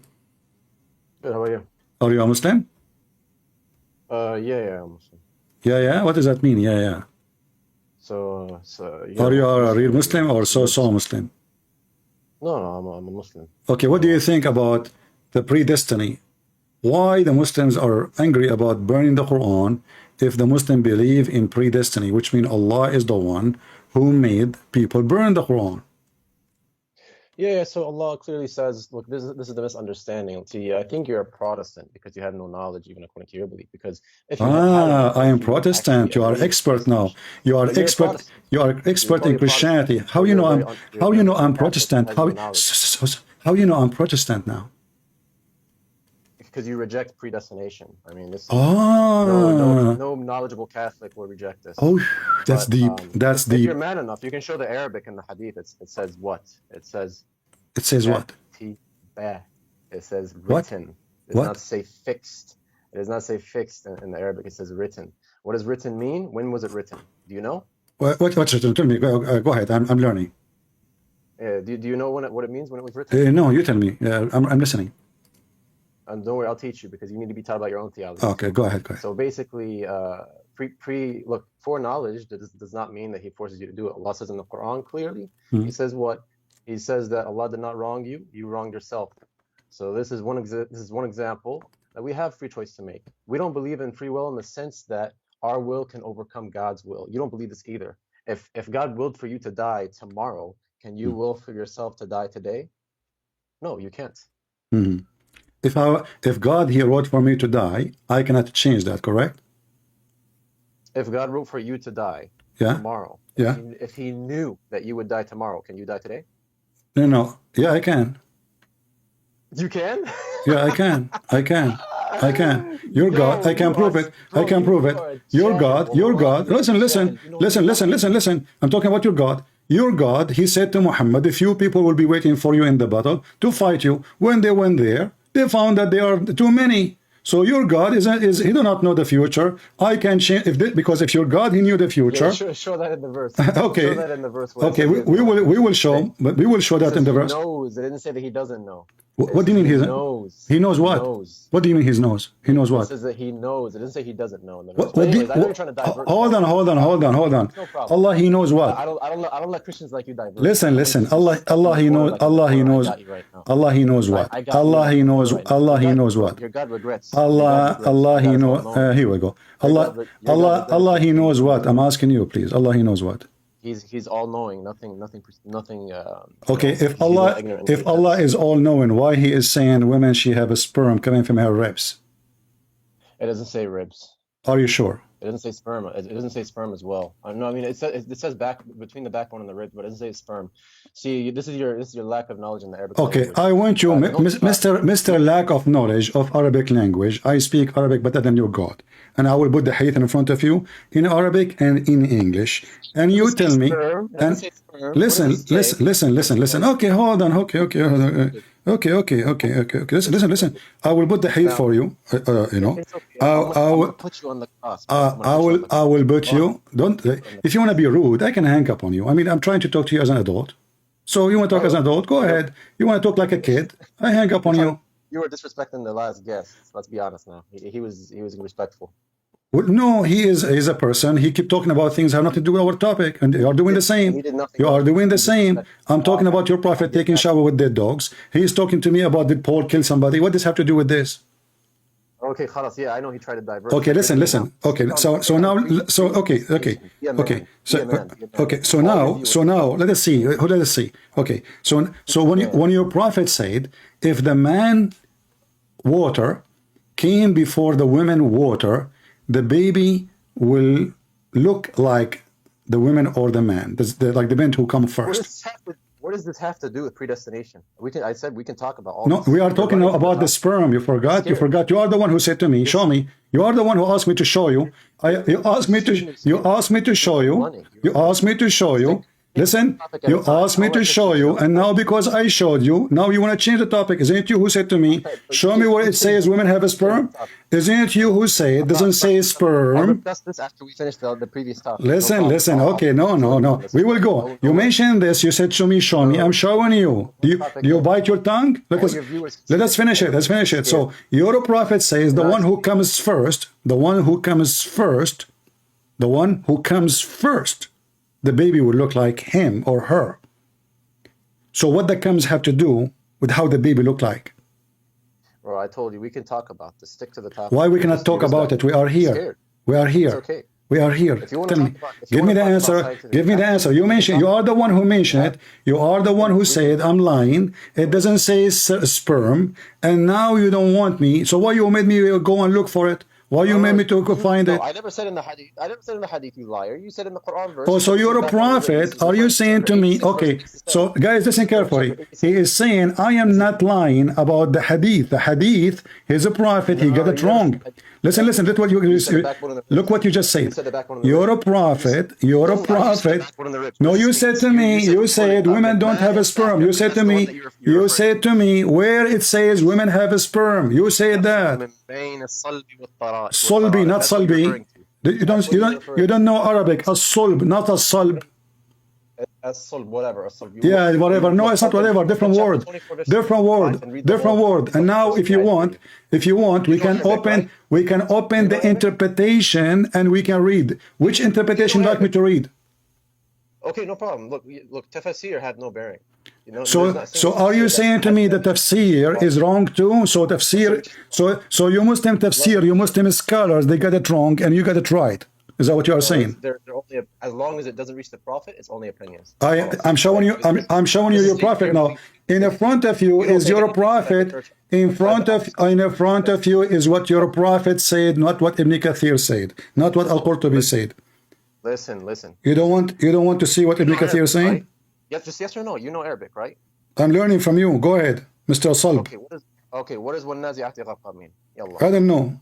You tell me. I know you don't know. You don't know shit. You don't know Arabic, bro. Yeah, I mean, actually, if you want to go to those verses, listen, Mr. Shit, you mentioned the word shit. We were showing your friend how your prophet literally taking shower with shit, and you refuse to answer about it, and you skip it, and now you are talking about something else, and now you want to go to An-Nazi'at. I mean, you Muslims are mentally ill. Listen. Do you want me to go to An-Nazi'at? Do you want me? Listen, okay, in the front of everybody, do you want me to go to An-Nazi'at, and people will die laughing at you, and you promise not to change the topic? You know nothing, bro. You could not even define. Listen. Do you?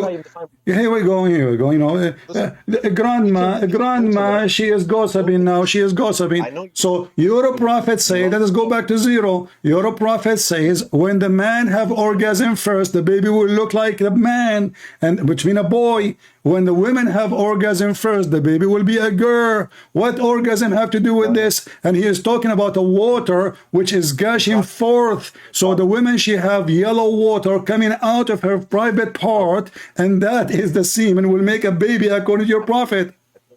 There's no issue. We can talk about this. But talk about it then. Here we go. I'm listening. I just showed you the hadith in front of you on the screen. Go ahead, answer. Yeah, I'm not addressing that right now. I'm addressing predestination. No, I want to address this because you are the one who opened it. I want to go for it. I know. No, we're not going to address this first. Why? We finish this one. No, we finish this one. It's open. I don't want to open it again. Finish it. Are you ashamed of what your prophet said? No, I'm not ashamed of anything. Then answer it, and we will go there. We have time. Don't worry. We have all the time. I will stay with you until tomorrow. So answer how your prophet he come to such an error. And he claimed that he is receiving knowledge from God. Listen. I'm not letting you escape from predestination. You're running. We will see who is a... Okay. Do you swear by Allah you will answer about this one? Yes, well, I'll answer about this one. Okay, he swear. Okay, now we go back now to destiny. So, did your prophet say everything is destiny or not? Okay, what is your understanding of predestination? Don't ask me. I'm asking you. What is destiny in Islam? Did he say everything wrote for you? Knowledge? No, I'm not talking about knowledge. Destiny is not knowledge. Destiny is different from knowledge. Destiny is about somebody decide for you. This is why it's called destiny. Fate, my friend. Fate is not knowledge. Fate is something have nothing to do with knowledge. Fate is something you cannot stop. You are the one who said to me a minute ago that if God, he knew you will die tomorrow, can you change that? Did you say that or not? Yeah. Okay. You said, I asked you, can you change that? Okay, yourself? so I'm asking you now, can you change that if your God is Allah? Yes or no? I didn't say if your God is Allah. I said, can God? I'm talking about your God now. I'm talking about your God. You have a God. You have a God. His name is Allah. So are you washing your hands from him? No. If Allah decide for me, if Allah decide for me, Allah decide for me that I will die tomorrow, and you are the one who asked the question, can I change that destiny according to Islam? If Allah knows that I'm going to die tomorrow, are you saying to me if? Did you just say if? So Allah do not know? I never said he doesn't know. You said if. He knows. You said if Allah knows. Yeah, I mean, if he knows. So no, if you say if, it means it's possible he don't. He knows when we're going to die. So why you are saying if? Why you are saying if? He doesn't regret like your. Why you just said if? Why you just said if? You can play semantics. Why you are saying if? You see, you are biting your words now. Listen. Why you said if? You said if. You said if. Everybody heard you. And I told you the concept of God. The concept of God is what? Okay, let us repeat the question again. Let us repeat the question again. No, I'm talking about your God. Stop talking to me about the concept of God. We aren't talking about concept and idea. We're talking about your belief, what you believe. So, if your God, if your God, do he knew when you will die? Yes or no? Yes, of course. All right. Can you change the time you will die? Yes or no? No, I cannot change that. So if somebody he claimed that somebody can change that, he is a liar. Yes, I cannot change when I'm going to die. Allah knows when I'm going to die. Therefore, I cannot change. So okay, what is the process? What is the process when Allah he decides somebody to die? What happened? How Allah he take his soul? Bro, the angel of death, man. I like, angel of death comes and takes our soul. Like, okay, can I stop the angel of death from taking my soul? no. No. If somebody says I can, what do you think? He's a liar. You said. This is incorrect. Yeah. All right. So how your prophet said when the angel of death he came to Moses, Moses he played karate and he did hit him and he give him a box on his eyes and he make one of his eyes came out and he don't want to die. And then the angel went back to Allah and he said to him, you have a slave, he don't want to die. Read the hadith in front of you. Yeah, what number is that? Number 000000. I don't see any hadith in front of me. It's in the screen. Which one, about Moses and Adam? What Moses and Adam? Allah he sent the angel of death to take the soul of Moses. Moses, he went and he learned from Bruce Lee how to play karate. And you said to me, if Allah sent his angel here, I said to you, how Allah he take our soul? You said, he will send the angel of death. I said, can I stop the angel of death? You said, no. So I said, if somebody he says he can, you said, this is not true, this is wrong, this is false. So here we go, your prophet, according to you, is a false man. Because he said, when Allah he sent the angel of death to take the life of Moses, huh? Did he eventually die though? What died? The guy did not die. No, he did beat the angel. The angel even he have my friend, the angel he went full of wounds, and not only that, Allah he took him to the shop to fix him and he restored his eyes, he broke his wings, his legs, his tail. I mean the guy messed up. Okay, so let's read the whole hadith. It says, read it, go ahead. You sent me to a servant who did not want to die. Allah restored his eye to its proper place and his eyesight, and said, go back to him and tell him if he wants life, he must place his hand on the back of an ox, and he would be granted as many years of life as the number of hair. So your understanding, if the angel of death is supposed to take his soul, Allah sends the angel of death to like, the angel of death does not know when we are all going to die. He's given the order. What about Allah? This is your misunderstanding. A second ago I asked you if Allah he sent the, I said to you, how Allah he take our soul? You said he sent the angel of death. I said to you, can I stop the angel of death? Can I stop the angel of death? You see how hypocrite stupid you are? I said to you, it's recorded, it's recorded, it is recorded. I said to you, can I stop the angel of death? You said no. So how in the world Moses was able to beat the angel of Allah? Not only that, he break his wings, he took his eye out, and the guy, they took him with the ambulance to Allah. And then Allah, he told Allah, listen, this Abdul, Moshe, he don't want to die, which means you can change you can change how. Listen, so Allah, when he sent the angel of death, he knew when Moses would die or not? He knew, and he decided he would die. He sent. Yes, he did. Okay, so no, he don't know. No, he do not know. No, because if he know, then he should know that the angel of death cannot accomplish the mission, and the angel of death is not capable of the mission, and the guy will beat him up. Allah should do it himself. So when Allah he sent the angel, he thought that the angel can do it. Why are you so scared? Let me speak. Look, already you answer. You answer me. You see, this is what I do with Muslims, because I know. Listen, because I know Muslims. Let us see who's scared. Did you say? Nobody can stop the angel of death? Did you say that? If they're meant to die at that moment, yes, of course. Okay, but he's coming to. Okay, great. So the angel he come to take his soul now. Look, read with me. It says, he said to him, your Lord, he sent me to you. Okay, now Okay? show me in the hadith where it says that he was supposed to die at this specific moment. Go ahead. So why he sent him to him? Just go ahead, show me that. Listen, isn't you who said to me, if I asked you, how Allah he make us die? You said, listen, everybody is laughing. You said, show me. I'm showing you the hadith. It's in front of you. In front of you. Listen. Where it says that he was supposed to die at this specific So he's supposed what? So Allah, why Allah sent him? Is that because he want to invite him to a party? He sent him to Moses to take his soul. Why he sent him? He sent him to take his soul. Is that correct?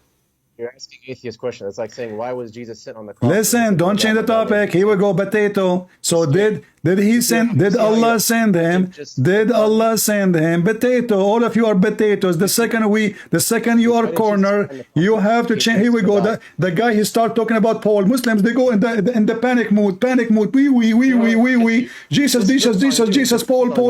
Trinity. You're trying to find a solution. Allah, he sent the angel of death to do what? To take the life of Moses. Moses, because he's a Jew, he spanked the butt of Allah, he beat him, and he showed him, you know what, you cannot make a Jew die because you are nobody. And listen, you are just a kid, let your dad call me.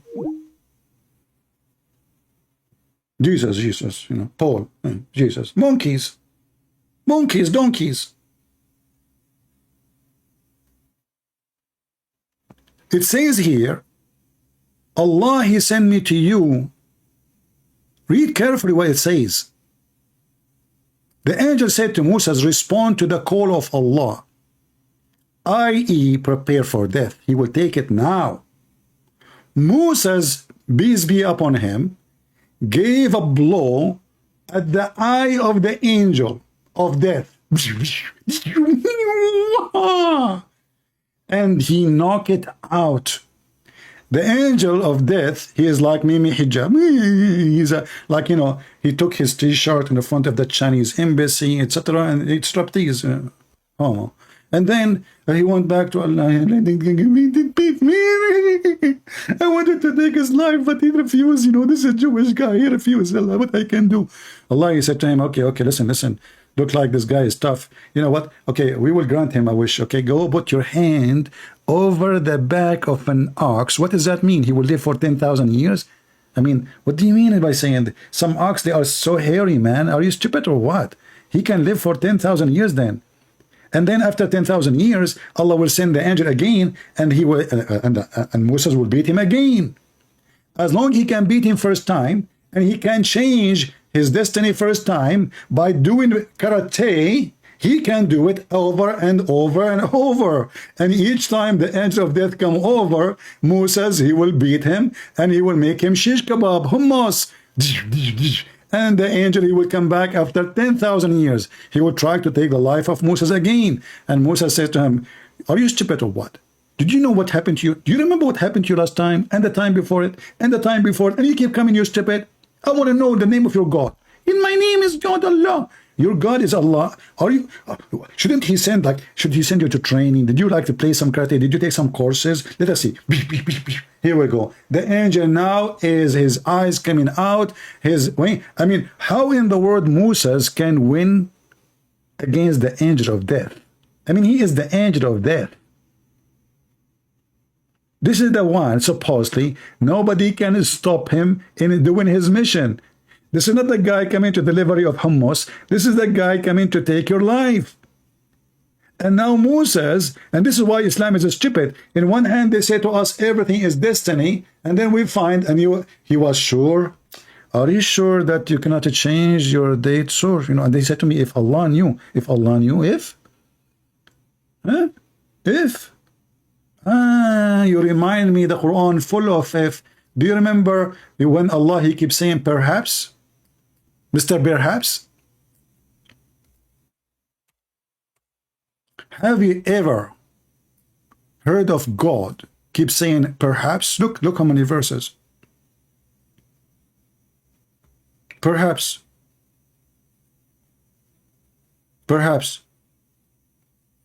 Even Allah here saying maybe, perhaps their time to die will come. He don't know. Perhaps.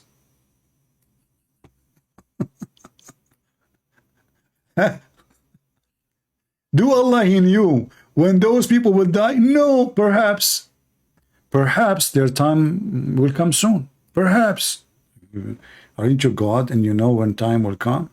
You know, Mr. Perhaps, the God of perhaps, huh? Perhaps.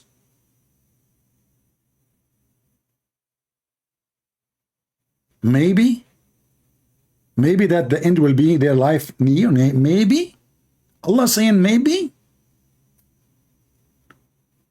Allah saying maybe their life will be near the end of their life. Mr. Maybe, how you doing? Man, this is amazing prophecy. So now I will say to somebody, hey, maybe your life will end soon. Whew, that's deep. God. And they did not die soon. Mr. Maybe. Isn't it amazing to have a God, he go and run by maybe?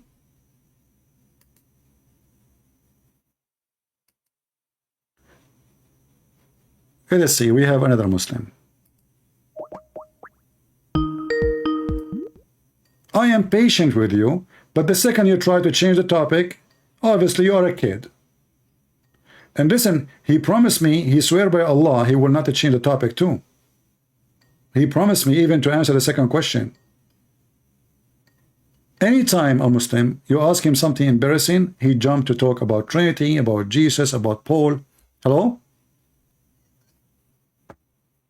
Another kid.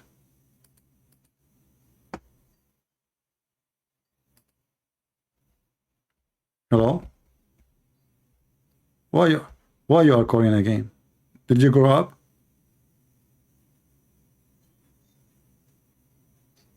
Not the same version. Okay, aren't you the Muslim who called me and you start changing the topic too?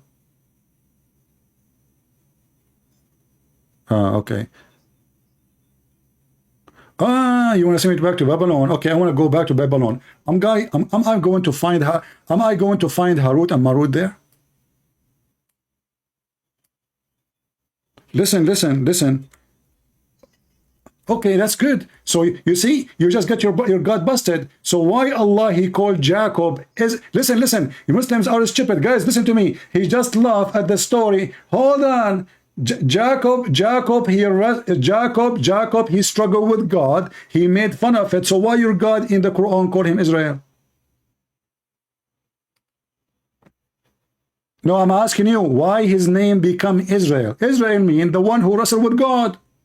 So why your stupid God? Why your stupid God call him Israel? Listen. Why you're stupid? If this is a funny story, listen. God is testing Israel, is testing Jacob to see how patient he is. This is what wrestling is about. Now I'm asking you, listen. No, this is not about kickboxing and karate. I'm asking you here, why your God then, if you refuse the story? Listen, we believe, listen, why your God called him Israel then, if you don't accept the story? No, Israel is the word, which means, Israel is the word, no, you said to me, his name is Jacob. Listen, no problem, Yaqub, Jacob, no problem. Listen, potato. So why Allah changed his name to Israel, which means the one who wrestled with God? Listen, why Allah, he changed the word from Yaqub. Listen, Israel mean that. I challenge you. Okay, do you want to show me what Israel mean? Do you want to teach me? You tell me what's mean. Give me, you are a Muslim and you have a word in the Quran. Listen, potato. I ask you, what the word Israel mean? What the word Israel mean? Answer me. What the word Israel mean? What? May God prevail. May God prevail. Okay, and this is in Hebrew. Listen. May God prevail in what do you mean? Where we can find that? May God prevail. What does that mean? Google. You got me the answer of Google. Don't change the topic. So you're a stupid God. So you're a stupid God. He copied the story from the Bible. He accepted the story of I told you what does that mean. Here we go. This is the Hebrew. This is the Hebrew word, and this is the mean in front of us. So don't lie. You are a potato like your prophet. Now, when you're God Allah, so why he changed the name of to Israel? Israel, this was mean. Anyone who speak Hebrew, anyone you can open any Hebrew dictionary. Listen. No, but Abdul, what many Israel mean? Abdul, stupid idiot. Israel is a man. Is Israel a man? Is Israel a man or not?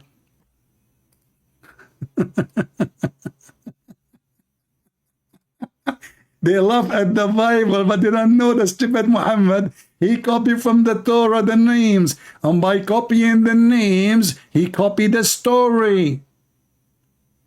The donkey.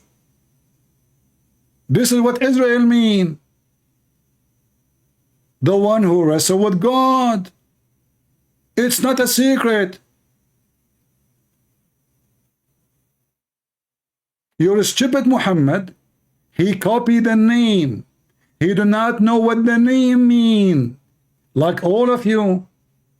There's not even a single place in the Quran says how in the world Jacob became Israel. Why? Because Muhammad is an idiot. He don't even know the story. He just copied what he found in the book of Waraqah ibn Nawfal. This is not his book. This is why he could not explain.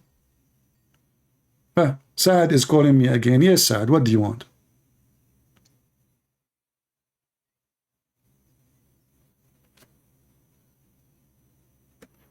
What topic you want to talk about? You want to talk about zucchini? What do you mean? What do you mean change topic? What does that mean? It's you who changed the topic.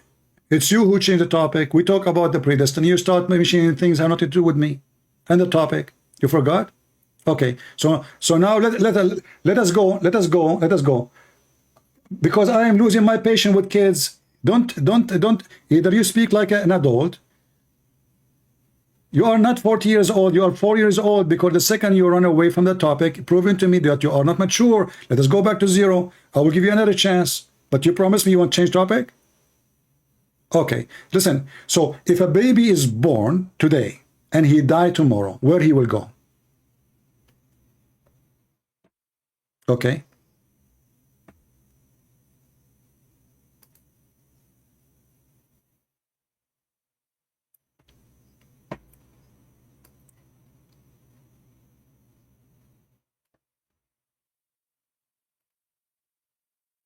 Okay. Why he might not to go to heaven? He's a baby. What the problem? What he said?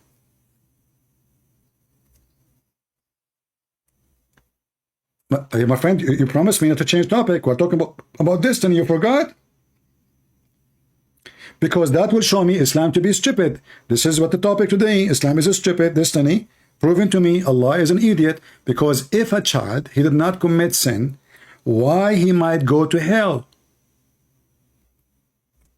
Just because of the destiny. And why Allah want to send him to hell? Destiny. He did not commit sin. Isn't it God is about justice? Isn't it God should punish me if I'm doing bad? Or God will judge me just for fun? He will punish me for he decide I will go to hell. Here we go. This is a little baby. He never commits sin. He never even grow to commit sin. He did not even reach the age of sin. And he might go to hell according to Islam. Why? Because Allah, before he created him, he decided where he will go.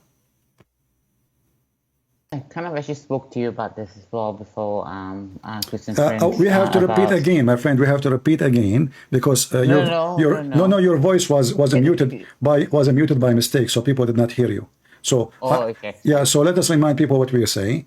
He said to me, guys, he promised me he will not change topic. He want to talk about the destiny. And I said to him, fine, you heard that. And now we are Yes. asking him about the baby who is a child. He said he heard this story from me before and he watched the video. And he is saying why it's so important for me. I said to him, because the topic is destiny. So we summarize for you what you missed. Continue, my friend. Go ahead. Okay. Before I actually answer this question, though, Christian Prince, do you mind actually letting me a little bit speak just for a minute, just 1 minute? But we want the topic. We want the topic. You see, I'm not here to make speeches to you, speeches to me. This topic. No, Okay. no, it relates to this topic. No, focus the topic. Answer me about Yes, this topic, yes. and then you give me the speech. Same Go ahead. topic. Same topic about babies, right? Okay. Baby dying when they're just an infant, All right? right. Okay. Correct? All right. Okay. That's the topic, Okay. correct? All right. Destiny. The topic is destiny. Okay. Yeah, destiny. Yeah, correct. So when in the Old Testament, when the babies were died, where were all the babies going to be going? In hell or heaven? Jesus, he said, if you don't become like the little one, No, I'm talking about Old Testament, not the New Testament. I'm telling you, because the God of the Old Testament is the same as the God of the New Testament. Doesn't matter. Are you sure? Yes. Are you sure? Yes. You're 100% sure. 1,000,000%. Sam Shamoon doesn't say so. Here we go. Do you want me to hang up on you? Okay, please don't. Please don't. No, don't be stupid then. So, the God of the Old Testament, Jesus, he said, I came to fulfill, to complete, not to destroy. So, Jesus, he said that if you do not become like the little ones, you don't deserve, you will not enter the kingdom of my Father, which means the little ones are granted heaven, for they are decent and innocent. So, you, in your religion, you're a prophet, he is saying that a child who is an infant, he is a Muslim child, born of a Muslim family. So there's no excuse. I mean, both of them are the mother, the father, the child, and even your prophet, he says everyone is born as a Muslim anyway. And then, yet the child, he might go to hell. Why? Go ahead. Okay, so this is something that maybe is actually perplexing for me as well. It's I what? don't know It's why. what? It's what? It's perplexing. Perplexing? What does that mean? Excuse my English. That's fine. It's just a bit. I think perplexing actually mean like it kind of actually confusing for me as well. I don't really understand why this has actually been said, but. So are you trying to say? Where we're coming from? Sorry. Are you trying to say this is the best way to dodge the question, embarrassing question, to say it's confusing? No. It is perplexing. I don't understand why this is actually is part of the hadith. Which I want you to give me the answer then. I want you to give me the answer then. Don't tell me it's confusing. Tell me, is it just? Is it just? Is it just? It's definitely not. No, definitely. Thank you. So now me and you, we agree about something. Finally, yeah. It is not just.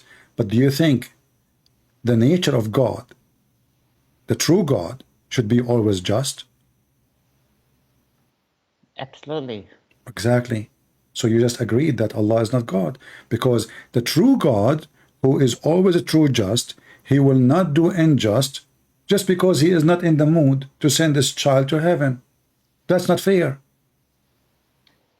Yes, correct, Christian Prince. I fully agree with you. But the thing is, so I do have a little bit of a confusion. Okay, I fully understand where you're coming from, and like I said before, I've watched the videos and some of the statements that he's actually made, and some of the arguments that he's actually made, and also some of your debates as well, kind of actually make a lot of sense to me. Okay, so I'm coming from that platform. Okay, so please don't think that I'm actually being argumentative or trying to actually come as a someone that's actually going to be debating with you. But at the same time as well, I am Muslim. But at the same time as well, I kind of actually research all of the other religions as well, so it kind of actually happens everywhere as well, Christian Prince. So do you know when the American they say, my friend, look what you are saying to me, how you answer all of this, just to make it summary.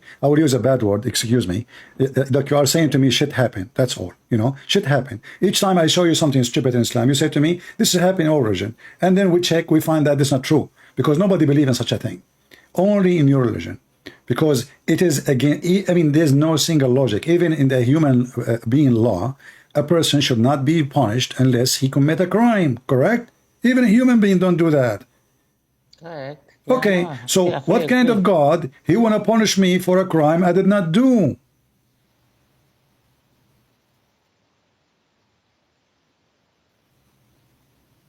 Yep. So why you don't leave Islam, my friend? As long as you agree with me that this is an act of unjust, and as you see, this is very authentic hadith, very authentic.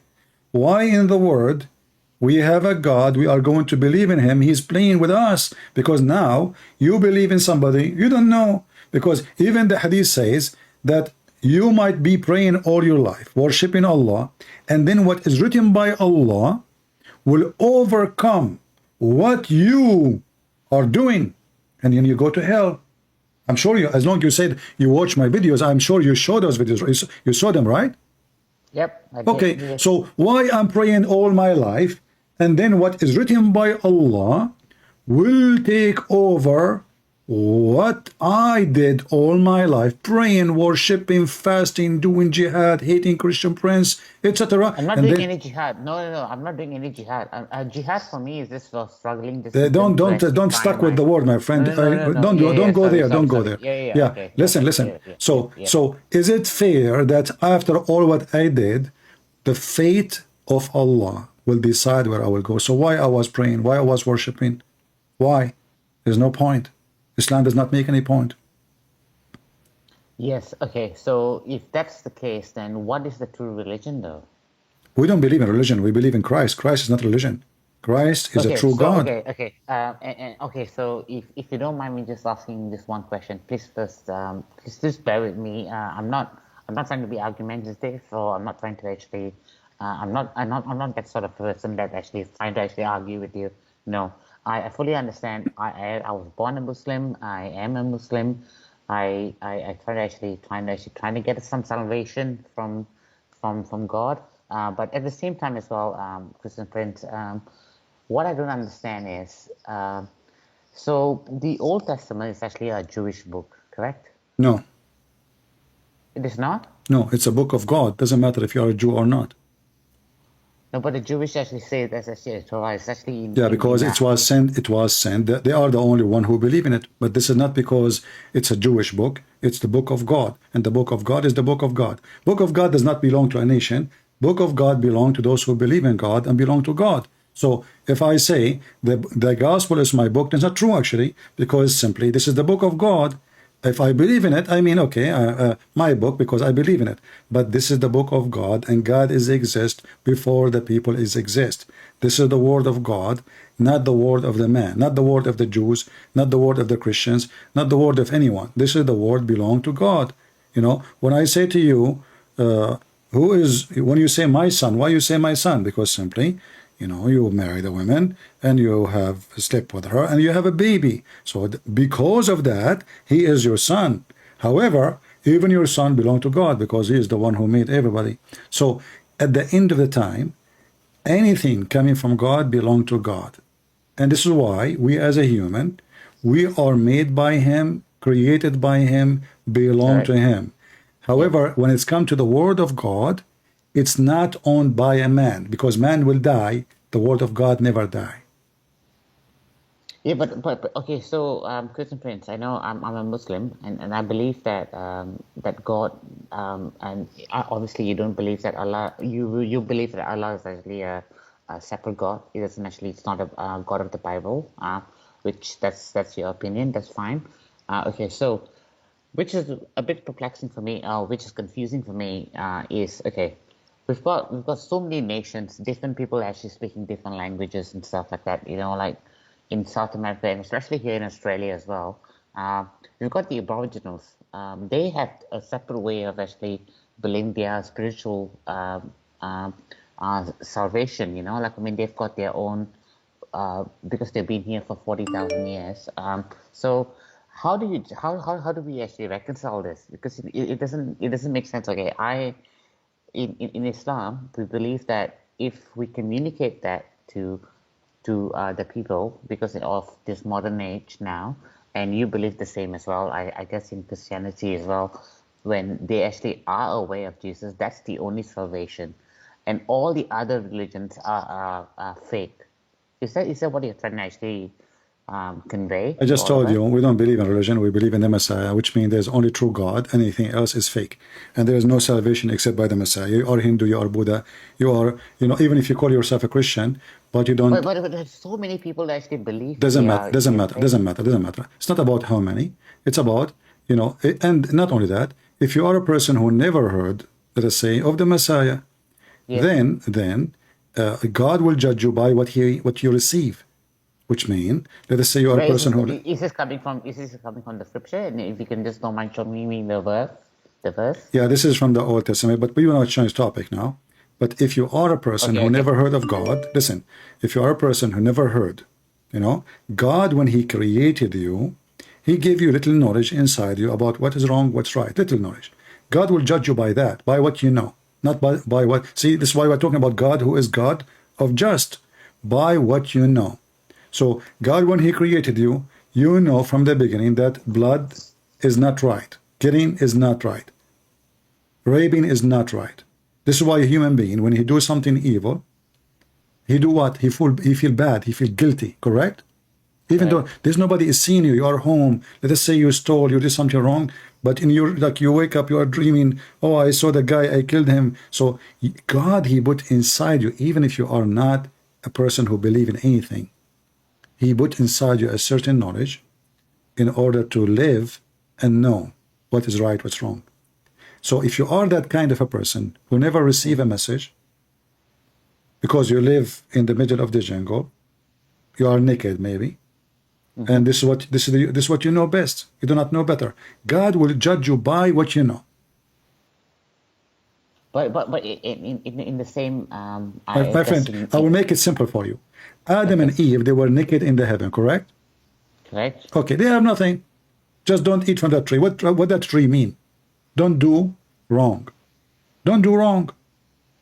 Human being, he can find out what is wrong if you want. If you take things does not belong to you, you know it's wrong. If you do something will harm people, you know it's wrong. If you do an act which is hurting people for no reason, just because you're an idiot, you know it's wrong. So God said to Adam and Eve, and they are naked in heaven, totally naked. This is the first jungle. So Adam and Eve living the natural life. They have no law. They have no traffic light. They have no tax. They have no police. They have nobody. Nobody is even policing them. He said, go and live, enjoy your life in this garden, but don't eat from that tree. So God, he put that knowledge on you, that tree knowledge, that not to eat from it from the first day. And then when society become complicated, then God, he sent messengers to teach them. Because now we don't have Adam and Eve only.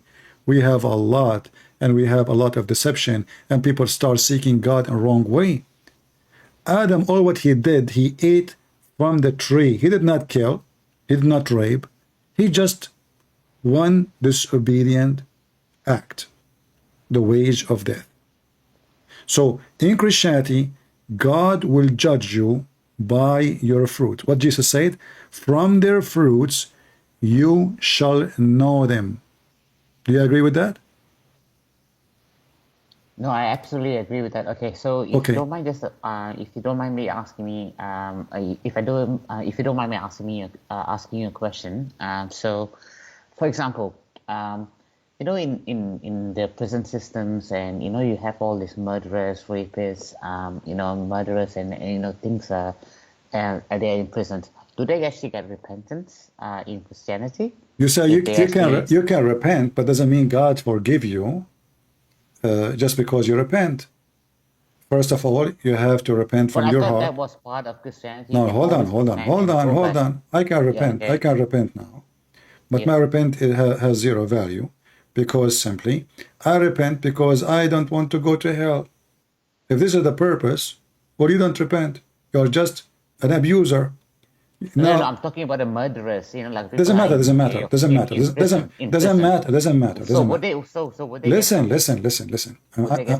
I'm explaining to you.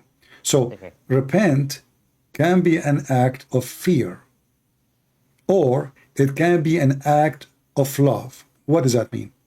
If I now understand that I was wrong, I believe in God, I promise him I will never do that again. That is a repent of love. Repent of fear is you coming to the person to arrest him. You are in his door, and now he knew that he will be in jail or in hell forever. And now he decided to repent. This person is a fraud. He did not repent. He's just trying to escape the punishment. So you cannot fool God. In Islam, you can. In Islam, if you say, in the name of Allah 100 times every day, all your sin will be forgiven. So now I will go, I will spend my day raping, killing, lying, doing whatever I want. And then in my way home, driving, I say, Bismillah wa bihamdihi, Bismillah wa bihamdihi, 100 times. All my sin, which even if it's more than the foam of the ocean, all my sin will be forgiven. There is no such a thing in Christianity. You don't bribe God by praising him too much by your lips, but your hands is dirty with blood and rape and deception and scam and fraud, etc. So your religion, actually Muhammad is a person of contradiction. How in the world he say that, you know, it's destiny, and then you say to me, if you say Bismillah wa bihamdihi 100 times, then all your sin is forgiven, even if it's more than the ocean. This is stupid talk. Muhammad is not a mature person. Muhammad is just a kid. He say everything every day. He see different story. He heard something, he repeat it. Even if your sin is more than the ocean foam, your sin will be forgiven. Why? You have to say it in Arabic. Subhanallah wa bihamdihi 100 times. He will have his sin forgiven, even if they are like the foam of the sea. Where is justice? And where is logic? And where is God? So now we go and we do sin. Islam is encouraging people to sin. In fact, your God said, according to Muhammad, if you don't commit sin, Allah will destroy you. Is that correct? Okay, so you're No. saying, Don't tell me okay. no. Do you understand what I'm saying? Did Allah says, if you don't commit sin, Allah will destroy you? I'm not sure about that one there. I haven't actually came across on that particular. Muhammad he said, okay, if you don't commit sin, Allah will destroy you and replace you with people who commit sin and ask for forgiveness. What do you think about that? I think asking for forgiveness is actually a good thing, though. No, this is not the topic. This is not the topic. You see, we mentioned, you remember, I want you to try to connect the dot with me and to be like, let us say, try to squeeze your brain. When we mentioned the story of the kid, what was the purpose? The purpose is justice and destiny, correct? Which kid are you talking about again? Sorry? The story of the children's, the infant. Yes. Okay. Yep. Okay. So the story there is mentioned because of what? We want to show if Allah is just or not. Correct? Right. Yes. And then connect that to destiny. So destiny in Islam is against justice. Correct? And you agree with me. And you said to me, this is not just. Okay, so you believe in justice, though? No, go, focus with me. I did not finish. I did not finish. Listen. So now, if should Allah punish me for the sin I did, or he should punish me for not doing sin? No, if you commit murder and you commit rape and everything like that, I think that I think a human being deserves to be punished. Yeah, focus with me. So if I commit sin, should I be punished for committing sin, or should I be punished for not committing sin? You should be punished for committing sins. I should be punished for committing sin. Thank you. So why Muhammad saying, if you don't commit sin, Allah will destroy you, and he will replace you with people who commit sin and ask for forgiveness? I'm in a call. Huh? He's talking to somebody. Yeah, sorry, Christian Prince. I just got somebody coming over here. I'll just give me 2 seconds, if that's okay. All right. I'll be back in 1 second. Okay, you can text me when you're done. Guys, what kind of God he say this? Look at this. What a stupid Muhammad.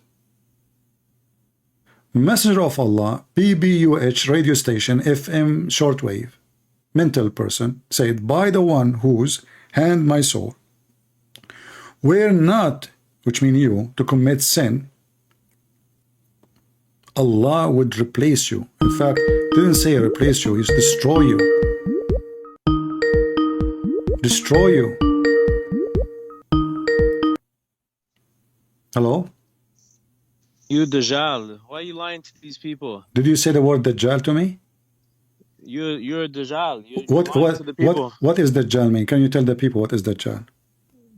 Your people don't know what Dajjal means? No, they don't know. You are the Muslim who uses the Arabic word. You don't even speak Arabic. You are saying Dajjal. What Dajjal mean? You said you're Arabic, no? You know Dajjal. No, tell me what Dajjal mean. They're paying you money. Tell them. Okay, stuff. so you mentioned to me Dajjal, and now you will change the topic because that's what you do. Dajjal, according to your prophet, is someone look like Allah. Is that correct? No, that's a lie. Okay, let us see. Don't bring me whack hadith. I'm gonna tell you what right weak now, hadith? Okay? You're a prophet. Are you saying your prophet is a weak man? Shame on you. Here we go. No. This is a sahih. This is a sahih hadith. Potato. Listen. This is sahih. This is sahih hadith, not weak. And your God Allah, He looked like the Antichrist, the Dajjal. He is short. He is fat. I read read it. Okay, read it. Okay, read it. Okay, read it. I'm listening. Read it. You are the one who mentioned the word Dajjal. Remember, when you talk to Christian Prince, anything you say is going to be used against you, even if you say hello. Christian Prince, don't listen. Sam Shimon, David Wood, read it. Is the Trinity easy to beat? Here we go. Easy to beat. Sam Shimon. Listen, Muslims, anything you say to Christian Prince is going to be used against you. I'm a Christian Prince. Any word, even if it's hello, even if it's anything, even if you call me and you say nothing, I will get you busted. This is your God. He looked like the Dajjal. Who is the Dajjal? The false Messiah, who is short, with curly hair, big ass, nor deep-seated. And Muhammad said, if you are confused about him, who? Allah. How Allah look like? So are you going to talk about Dajjal or not? You are the one who mentioned the word. Why are you running? I don't have time for this stupidity. Why you are talking about Sam Shamoun? Why you are stabbing people in their back? You're talking to me. So answer. No. Answer. Did your God Allah? Did your God Allah? Today did I your got time for you. did Hold you? on. Okay, so don't change topic. So why Hold Allah? on, I'm calling about the lies you just made before. No. You are the one who mentioned the word Dajjal. You are the one. Jesus died for everyone's sin. Why? Jesus died for everyone's sin. He would change the topic. Embarrassing. You don't want to talk about his prophet taking shower with the dogs. You don't want to talk about his prophet says whoever comes first. You don't want to talk about, and then suddenly now he's talking about Jesus, dying for our sin. Abdul, stop eating fool. You are a mastool. Abdul. What an idiot. So Muhammad is worried that the Muslims, they will follow the Antichrist and believe he is Allah. Why? Because they look the same. The Antichrist is short, big ass, not deep-seated, curly hair. He have a red dot in his nose. And Muhammad, he says, listen. I talked to you a lot about the Dajjal, okay, the Antichrist. However, brother, I'm afraid that you might think he's Allah. Muhammad is making poo-poo. Hey, prophet, why we would think he's Allah? Okay, listen. Because both, they look the same. He is short.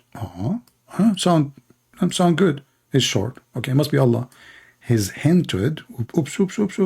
His woolly hair, that's deep, one-eyed and eye-sightless. So the difference between Allah and the false Messiah is one eye. By the way, do the false Messiah have two testicles? And Allah have, or like the testicle, one of them is eye-sightless too? This hadith cannot come from someone he have a little brain. This can be accepted if he is describing the false Messiah and how to differentiate between him and the true Messiah. So this hadith actually confirmed that Jesus is God, because this person, the Antichrist, his name is Al-Masih al-Dajjal. What is the Masih al-Dajjal is? He is someone he will claim to be the Messiah. So why Muhammad worry that they will think he is Allah? If the guy saying, I am the Messiah, he is not saying even I'm Allah. Muhammad worry about what? You will think he is your Lord. Which means the true Messiah is your Lord. This is the only solution for such a hadith. Do you see people why Muslims are a bunch of kids? Their sheikhs, their beard mean nothing. That's why the big ones of them, they run away like a potato. So are you going to change topic, or you will answer why you're a prophet? Brother, you think why you're a prophet? How you can think? you lie so much in one day? Okay, I'm showing the hadith in front of you. You are the one who mentioned that, So Jack. let me explain. Okay, explain. Okay, explain. Go ahead. Okay. Okay. Listen, like you said, Al-Masih al-Dajjal means the one who... Masih what? Masih what? Masih what? Listen, don't try to be funny. No. What you said. What you said. Hold on. You cannot even say the. You cannot even say the word. You cannot even say the word. What is Masih what? Masih what? Dajjal. Dajjal. Okay. Okay. Yeah, clean your ears out, yeah? Okay. So listen, I forgot. You're a prophet. Don't talk about this, because your prophet, he said, Shaitan, he pissed in your ears. I can show you the hadith. Don't go there. No, he didn't say that. Stop lying. Do you want me to go there? Do you want to change me? He didn't say piss in your ears. Why are you lying? Okay, here we go. Khalas, No. Hold on. Here we go. Hold on. I told you, whatever you say to Christian Prince, whatever you say to Christian Prince, whatever you say to Christian Prince is going to be used against you. Here we go. You're a prophet. He said, Shaitan, he urinate in your ears while you are lying. No, he didn't say that. He said that it's in the front of you. He didn't say urinate in your Read ears. it. Okay, read it then. Read it. Replace you with where? It's in the front of you. Lift the screen up. Okay, here we go. Lift your head up. Lift the screen up. I can still. Okay, here we go. It's in front of you. Lift your head up. Shaitan urinate in your ears. This is a metaphor. Are you that It's a metaphor. It's a metaphor. It's a metaphor. Just let your dad call me, man. I don't have time for kids. Enough for kids. Guys, it's a metaphor. It's a metaphor. Okay, what about your prophet? He says he sleep on your nose. It's a metaphor? What about your prophet says he sleep on your nose? Did Shaitan he sleep on your nose too? Is that metaphor? Brother. Don't call me brother. Do you know what that means, right? What, Shaitan? That means when somebody is oversleeps and misses the prayer. That means that because in Islam, when you miss a prayer or something like that, it's because of Satan. He tricked you into doing that, right? Just like he tricked you. Okay. What about when he? Okay, but in the same story, he said, "Shaitan, he sleep on your nose." Why? Is that metaphorical too? I'm not sure about that, but I know that we do what we do, so we clean it out. No. I wish we cleaned it out. So now when you clean your nose, because Shaitan he was sleeping over. That's just you trying to be funny. Well, no, I am not. Okay. No one's buying it though. Okay. Hold on. Hold on. How many books did you say you wrote? Okay. Here we go. Okay. 4 books? Listen. You said you wrote 4 books. I read them all. Don't change the topic. Listen. No, I'm not changing the topic. You said your prophet never said that. Here we go. This is the hadith in front of me. It says, Shaitan, he sleep in your nose. Here we go. You see? All right. Okay. Here we go. And what's your point? Do you see what's it? Your point? Is that metaphorical? And what's your point? Is that metaphorical? And what's your point? My point is, it metaphorical? I wouldn't know. Why you don't know? I thought you called me to teach me. Because no, I can teach you something if you want to listen. Okay, teach me something. Why Shaitan is deep in your nose? So it's not a metaphorical. When you say to me, when you say to me, no, this is not an answer. You are a Muslim, my friend. When you say to me, Shaitan, he's deep in Shaitan, he pisses in your ears. You say to me, it's metaphorical. If there is any sheikh, if there is any scholar say this metaphorical or this is your fabrication. No. I said I don't know about this. No. I did not ask you about this. I'm asking you about the one. You said to me it's a metaphorical. I say, is it metaphorical? I care because I'm here to get you busted. So you said it's metaphorical. Are you giving me an answer of a truth? Are you giving me a truth of an Are you giving me a truth? So Shaitan, he's deep in your nose. Okay, hold on. Is it true that Shaitan take hair from your anus too? Is it true? Is it true that Shaitan take hair from your anus? Listen, now you're just talking stupid. Your prophet says that.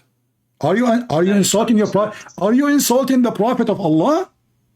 No, we don't. That's what you do. Okay, hold on. In front of everybody, if I put the hadith in front of you, your prophet saying Shaitan take hair from your anus and he will not stop until he make you fart. Are you willing to apologize for insulting your prophet? What do you mean? I insult my prophet how? You said this is stupid. No, you're being stupid because you're explaining it wrong. Okay, so explain to me. Okay, you explain to me, guys. So I agree. The hadith is there. Thank you. I don't know. I don't know how to explain it. What do you mean you don't know? What do you mean you don't know? So what do you know then? What do you know? Okay, why Shaitan? Why Shaitan taking hair? Why Shaitan taking hair from your anus? Can you explain to the crowd? We have almost 2,000 people listening. I want to know why Shaitan taking hair from your anus and how come you cannot fear? Do you fear anything? Brother. Don't call me brother. Are you done? Don't call me brother. You are a person who Shaitan play with his anus. So you are not my brother. I cannot take you other brother. You don't fit there. Yeah. You have to be a man to be in my club. You idiot. So why Shaitan? Yeah. What kind of religion? Allowing Shaitan to play with their anus? Why you are laughing? Is he doing something to you now? No, I'm laughing because you said man. So are you okay? Yeah, you have to be a man. Listen, let us see. Shaitan, don't dare. Shaitan, give me his Skype. I will call him right now. He is a potato. He don't dare. I don't live there, potato. So why I want to go there? I don't live there. You potato. Stop lying on your videos. Muta boy. We laugh at you. Catch a boy. Just go. Let your dad call me. Let your dad Uthman call me if he dare. So Shaitan take hair from your anus because you're the man. You are from those who carry the rainbow. You have a rainbow over your anus. Otherwise, why Shaitan is playing with your anus and you do nothing about it? And where is Allah? Is watching. And you are reading Quran and the Quran is doing nothing. I thought when you read Quran, Shaitan cannot get close to you. Isn't it your prophet? He says, when you pray, call for the adhan, Shaitan, he run. So how he run away, yet he is behind your anus? He did not run. He's there. Actually, he is in the middle of the mosque. He is laughing at Allah, playing with the anus of every Muslim. Muslims, be careful. You are talking to Christian Prince. You are no match. Your God will be smashed. His intelligence is so rusty. Here we have a Christ, and he uses us to demolish your God. Don't call me. I have more customers to call. Let us see this guy. He's leaving Islam.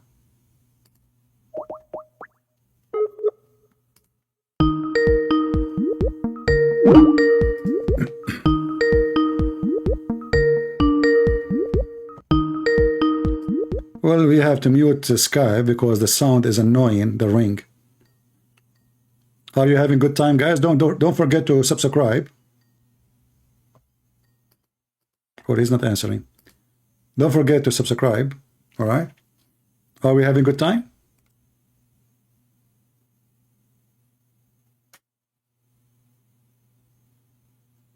What do you think?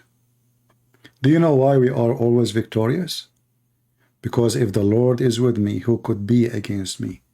It will be like tsunami coming over them. They will be demolished. They have nothing to say. They cannot answer. Satan is trembling. Satan is in the dead bag, in the garbage bag, in the container. Satan cannot play with us. For the Lord, the Messiah, he is our Lord. This guy, he is calling again. I mean, so are you going to tell the crowd why Shaitan, you agreed that Shaitan, he play with your anus? Listen, you agreed your Shaitan playing with your anus. Why Shaitan, he target your Muslim anus? To tell us, go ahead. Subscribe, yeah, subscribe. I have just Abdul is making fun of what I'm saying.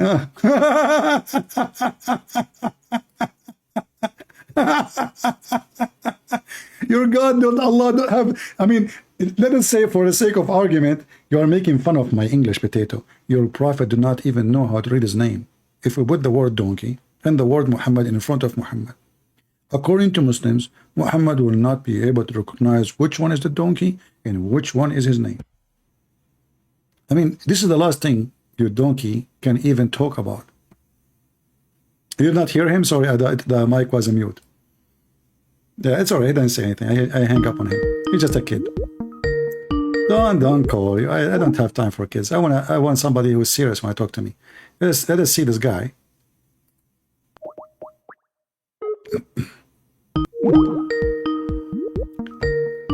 This guy is almost leaving Islam. Let us see if we can make it work and happen today.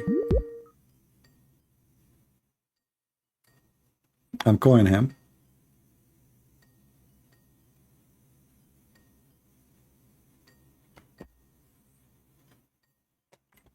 Well, look like I don't know, his wife, his mother is came, so he is busy. Anyway, victory, we claim nothing for ourselves. Victory is to the Lord. And always we are victorious. Always. This is the last time I will take your call for today if you promise me to be speaking like adult. Are you going to speak like adult or you speak like a kid? Okay. Okay, so why Shaitan? You agreed. The hadith says, Shaitan take care from your anus. You said to me, I have wrong understanding. Explain it to us. Go ahead. So why you said to me wrong understanding if you don't understand it yourself? How? So how you know this is? How you know that this is the wrong? Okay, how you know? Okay, how then how you know if you do not know the real understanding of it? How you know that this is wrong understanding? I did not understand anything. I did just say what the hadith is saying. The hadith, no, focus with me. The hadith says, Shaitan take care from your anus. Listen, okay, Shaitan take care from your anus. Explain it to me.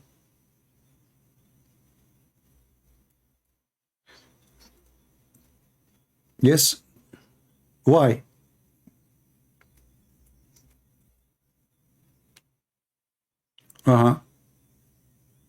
Okay. So if after you do wudu, Shaitan, he can't get close to you. You a second ago you said to me this is not Shaitan, and this is not true. Shaitan because after wudu. Now you do not know. So I'm saying to you, if you do wudu, can Shaitan? This is not the question. You said.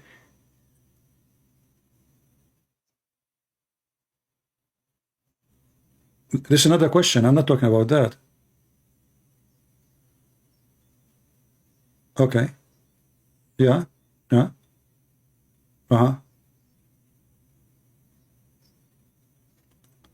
So how your prophet saying Shaitan take care from your anus then? He's lying then. Okay, here we go. Okay, here we go. And as long as you claim that you speak Arabic, here we go. I will put for you in Arabic on the screen. And you... Why? Listen. You are the one. Listen, my friend, you are the one. You are the one who said you know Arabic. So here we go. This is the hadith. Here we go in front of everybody. I'm going to use Google Translation too. This is the hadith. Is saying, listen, where it says it is a weak hadith, where it says it is. Here we go. This. Okay, here we go. It's in front of you. Doesn't matter which website. Here we go. It says all of those. It says Sahih. Okay.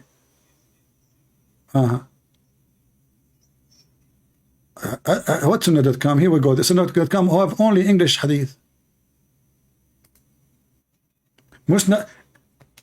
Abdul, this hadith is not exist in the books translated in Sunnah.com.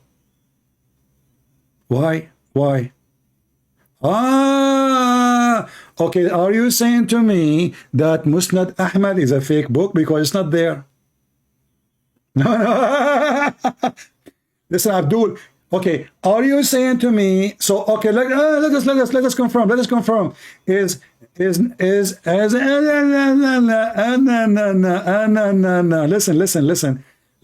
Here we go. I will use that Google Translation.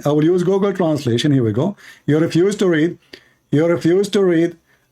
Listen. I don't care. This is your Islamic website. It's the same. Here we go. I will post it in the chat. Everybody will die laughing at you. Here we go. Shaitan take hair from your anus. These guys are Westerners that are sorry guys, there's no sound. They want to feel hugged. Listen. Okay, let us go back from zero. They don't know. Let us go back from zero. You said if I show it to you from Sunnah.com, you will agree with the hadith, correct? No, I said I'll research it. If you show me from Sunnah.com. Okay. I'll research it. Okay, but you can search the hadith. You can search the hadith. Listen. You can search the hadith. I'm showing you the number. I'm showing you the book. I'm showing you the hadith. You search for it. It's fake. I'm okay, Googling here we go. Fake. It's in the front of. Okay, as long you are saying it is. Hold on. Where it says fake? Show me. On Google. Show me where? Where? Listen, do you know how hadith work? Yeah. No, I do not know. You tell me where it says it is weak. Where it says it's weak. I'm on Google right now. Okay, show me where it says what is the name of this. What is the name of the scholar? What is the name of the scholar? What is the name of the scholar who said this is weak? You don't even know the hadith. You never heard of it before.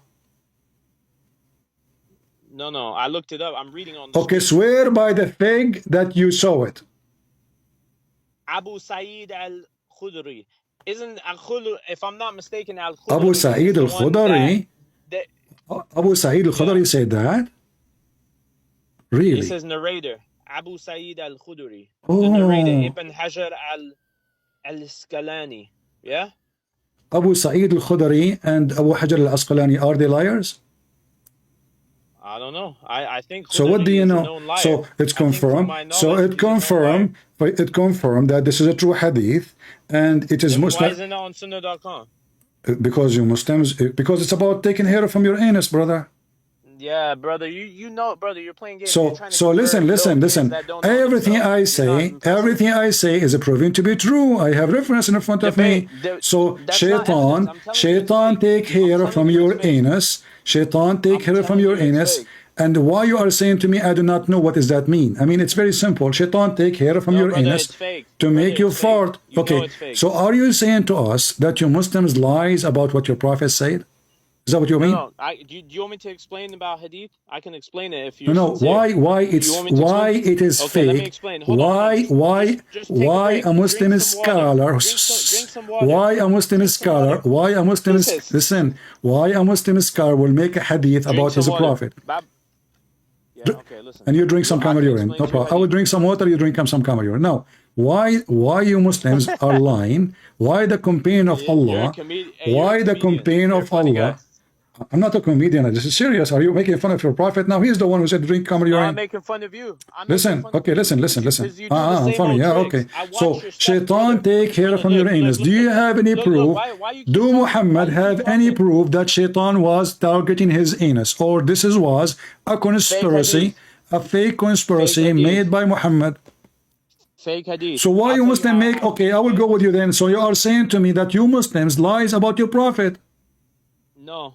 It's So who is just the one? like the Who is the Bible. one who It's said just this? like the gospel. Who is the one who said? Who is the one who said this? Is it me? No. It's in It your was a Christian website. Arab for It's sure. in your book. I'll tell you I see the how to do reference. this. I see the hadith number. I see the name of the book. So why on you Tinder.com. Muslims say Put it Shaitan? Tinder.com. Shaitan. It's fake. Okay, It's fake. there we go. This is the only thing It's here fake. for me. Okay, Miskeen, it's fake. it's fake. Anything Show I me say to something you, new. Come on, you have- okay, just go.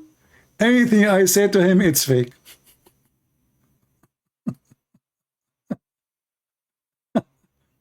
Anything I say to him, it's fake. The problem is solved. The wise Muhammad, he was so busy studying the anus of every Muslim. He come and he have a magnifier in his hand, like the Pink Panther. Taram, taram, taram, taram, taram, taram. And he go behind the anus of every Muslim to see what's going on. What a prophet. The Muslims bend down. The prophet is investigating their anus. Taram, taram, taram, taram, taram, boing. The prophet, he noticed something. The hair in the anus of Muslims is moving. Taram, taram, taram, taram, taram. Why? What's going on? Why there's a movement in the hair? The hair is gone. The second hair is gone. The third hair is gone.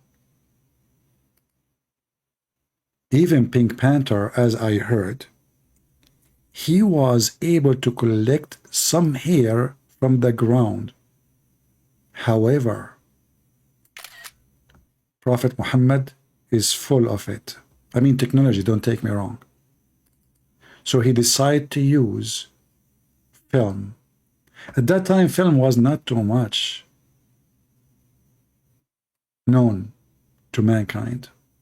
But you know, Allah, he provide him with the most high-tech IT, FT, ST, IA, AI, whatever you want, technology. And the Prophet, he filmed it. First time ever. Evidence. And you should see his face when he saw the result in the movie, in the film. He took the film to the laboratory. His eyes was astonished. He could not believe it. The evil shaitan taking hair from the anus of every Muslim. A'udhu billah. How dare you? Shaitan, you target the anus of every Muslim. Hassan Nasrallah, his anus is targeted. Now I know why they act like females. They're used to it. Somebody playing with their anus. Taram, taram, taram, taram, taram. Pink Panther is true, like Prophet Muhammad. All his stories proven to be accurate. And now, Muslims, you get the opportunity today, in the year 2023, you can film your anus when you are praying with the slow motion, amazing phones, iPhone, Samsung, Ding Dong, whatever you want. Tape it, record it, show the word that the truth being given to you from Prophet Muhammad. Let your anus hair witness to Allah. Subhanallah. Even the air moving the hair in their anus, proving Allah to be true. How many of you is going to convert to Islam after learning this? How many of you is jealous? You Christians, you Hindus, you Jews, you Buddhists, you atheists, your anus is full of hair. Muslims have 0 hair. Shaitan take it all. 5 times a day he pray. If every time he take 2, 3, 4 hairs, what he will have there? Nothing. 0. Bold. Smash Allah for such a wisdom and truth. And you know, when the Prophet said that at that time, the Muslims right away, they were in wonder how the Prophet knew how we feel. What? Because each one of them, when he pray, he feels something playing with his anus. I mean, if you try to take hair from your leg, you know, we Arab, we are very hairy, as you know. So try to take a hair from your leg, it hurt. So imagine from your anus, brother. You Muslims, you go through a lot of pain. A lot of pain. Your anus, Shaitan taking hair from your anus, and what his target is? To make you fart. Look at this drama. I mean, look how low this Shaitan is. All what he want, he will not stop until you farted. Until he hears sound. Look, look, look, look, look, look. Look at this evil devil, look. He will not leave you until you farted, brother. He have to hear the sound to feel comfortable. He don't accept a fart with his mute. No. It have to be noisy and like a nightclub, like boom. And that explain why the smell in the mosque is so bad. You go to Saudi Arabia, you see the soldier is keep spraying, spray, spray, spray. Why? Because Shaitan taking hair, hair, hair. And what does that mean? Fart, fart, fart. There's always a struggle between the Muslim anus and Shaitan. Shaitan target their anus. Muslim, they farted. The prayer is not accepted. The prayer is wasted. Shaitan destroy their prayer. I cannot believe how evil this Shaitan is. Disgusting. He target the beautiful Islam, the amazing religion of Allah. And what he use? Your anus against you. I mean, sometimes you hear somebody like his son is against the father. The brother is against the brother. The sister against the sister.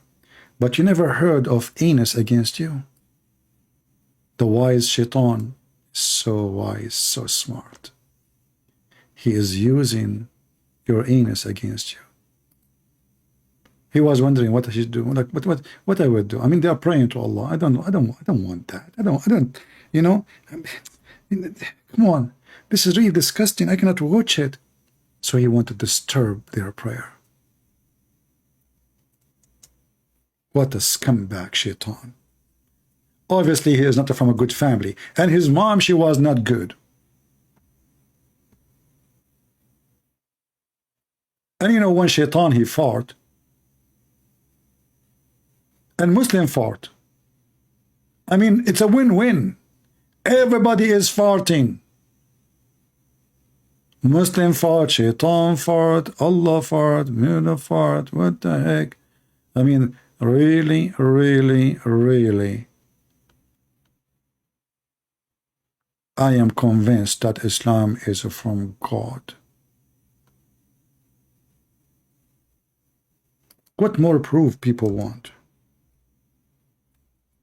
What's wrong with people? I feel sorry for them.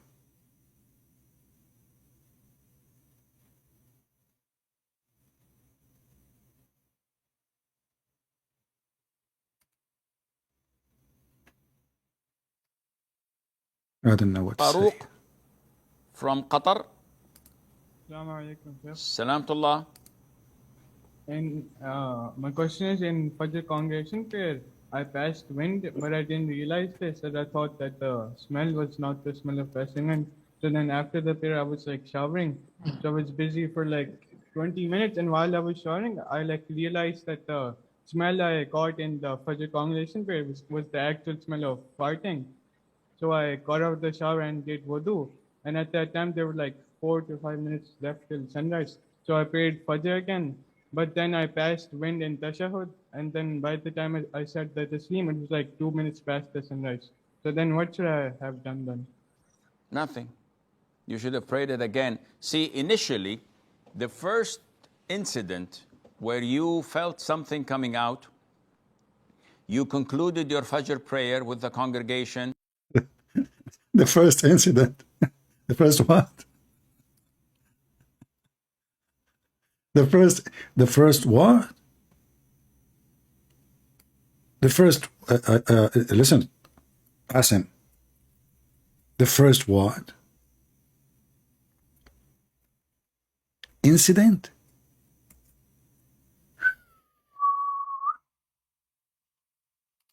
That's so deep. Investigation. What's the ruling on suppressing the urge to pass wind during Salah? Is my Salah valid if I succeed in suppressing it, or do I have to make a new wudu and pray again? Wudu is not... I mean, guys, this is serious. He is suppressing wind.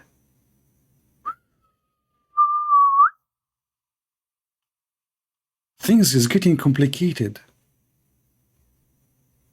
Brother Umar has a question that he had undergone a number of surgeries in his kidneys and appendix and etc. And he suffers from passing wind. So he's asking what to do when this is happening and what to do with the prayer.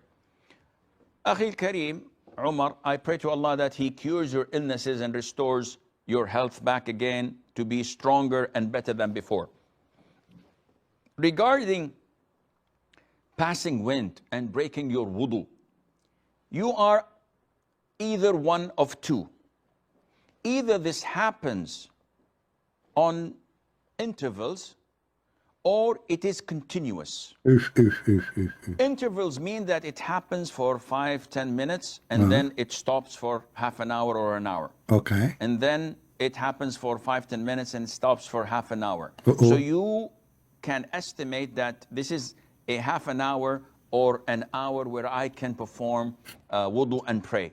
In this case, you have to pray in the interval or in the period that... Brother, pray between the fart and the other fart. What's wrong with you? Fart now and pray. And then between the fart and the second fart, you pray again. I mean, do you see how serious this religion is? TV station, phone calls about fart from overseas.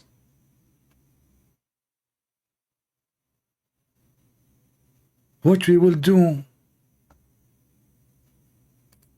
Things is getting complicated. Life is hard. Shaitan targeting us. She has problems with gas incontinence. So she feels that her wudu is broken. Now with gas, either a person is certain 100% that he leaked gas, and this breaks. Hey brother, why you don't buy a sensor from Amazon? You install it in the door of your back door, and then when the sensor, like, I mean, there is a sensor for that, trust me, you know, you can put it there. Just put it there. You know, you have a lot of hair there, just attach it to one of the hair. And when the sensor get activated, you know that fart is there. We have technology, brother. And those dummies, they want to convince us that they have religion and they have God. When their religion is about penises, farting, anuses, shaitan sleep in your nose. 99% of Islam is superstition, and 1% is superstition too. which means 100%. In fact, name for me one thing the Muslims they say or believe in is not superstition.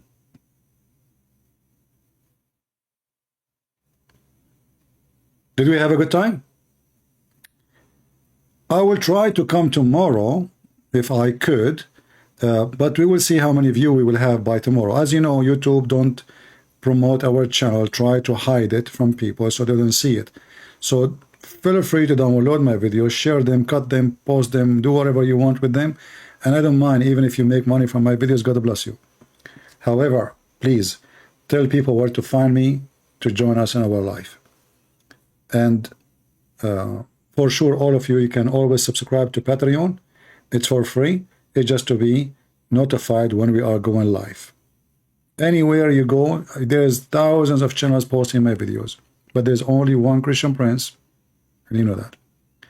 And there's only one place you can find me. It's in Patreon. So subscribe there. You will be notified immediately when we are going to go live, and you can join us. And we will do from time to time, we will take call from Christians only, and we will do it like once a while.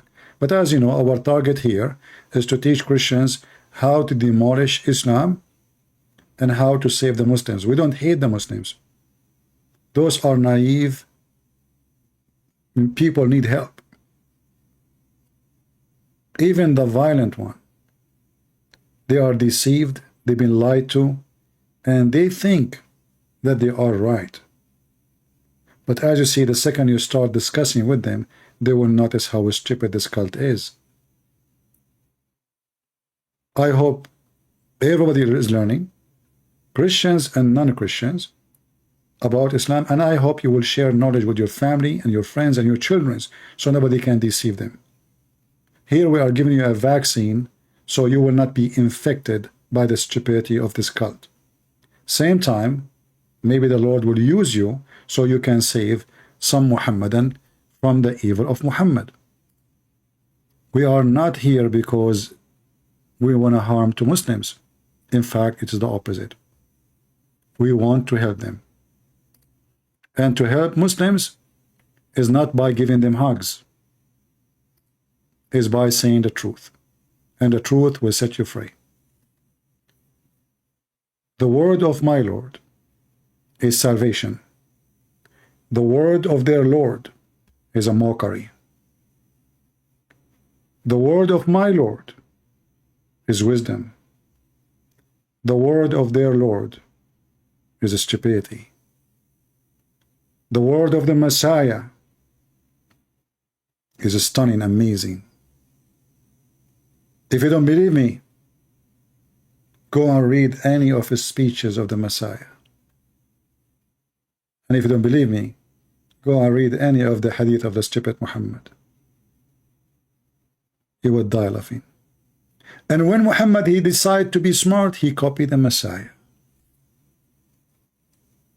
Tons of stories, Muhammad, he copied from the Messiah, trying to claim wisdom. Even their God, he took names of the Messiah. The Messiah, he said, I am the light of the world. The Quran calling Allah light of the world. The Messiah, he said, I am the truth. The Quran calling Allah the truth. The Messiah, he said, I am the resurrector. The Quran says Allah is the resurrector. The Messiah, he said, I am life. Allah, he called himself life, al-Hayy. Everything belonged to the Messiah. Muhammad, he tried to steal it and attach it to his fake God, the pagan Arab God. Black stone kissers, which is a stone in the shape of a vagina, and it used to be a vagina to be worshipped. They cannot claim for a second that they worship the God of Abraham. Don't let them fool you. And even don't let false priests who say to you that the Muslims are Abrahamic. Those are false teachers. They are not Abrahamic. Allah's name never exists in the Bible. And when the Lord, he said, from their fruits you shall know them, then you should know the fruits of the God of Islam cannot be the fruit of the God of Abraham. Because even God have fruits. not only us. From their fruits you shall know them. How we know Jesus? Not because of a name. You can call yourself Jesus. You can call yourself the Messiah. But people will know that you're fake because there's only one. Only one. He is holy. His act, his life, his words is holy. And when he loved the word, he proved it. Even those who they were crucifying him, he said, Father, forgive them. They do not know what they are doing. He is dying in the cross and he is thinking about them. That is the Messiah, the loving Lord. But the loving Lord will come one day, and he will come with the glory of his angels, and he will say, bring those who don't believe in me, and slay them, which means send them to hell. So don't keep dreaming about the loving Messiah forever, that he will come back and just forgive you. Time will be up one day, and you will be taken to the judgment day. And then there's a crying, and there is sorrow, and there is pain, and no more forgiveness. So I invite you all to repent and to accept the Messiah as your Savior, for your soul can be taken from you as we speak and never return back to you. And then you will miss your point of forgiveness and chance to be with the Lord. May the Lord bless you. And this is your brother Christian Prince, who was serving you humbly for today. And I will see you soon again. Subscribe in Patreon if you'd like to join us again. Until then, God is good. So is Jesus. Amen to that. Take care.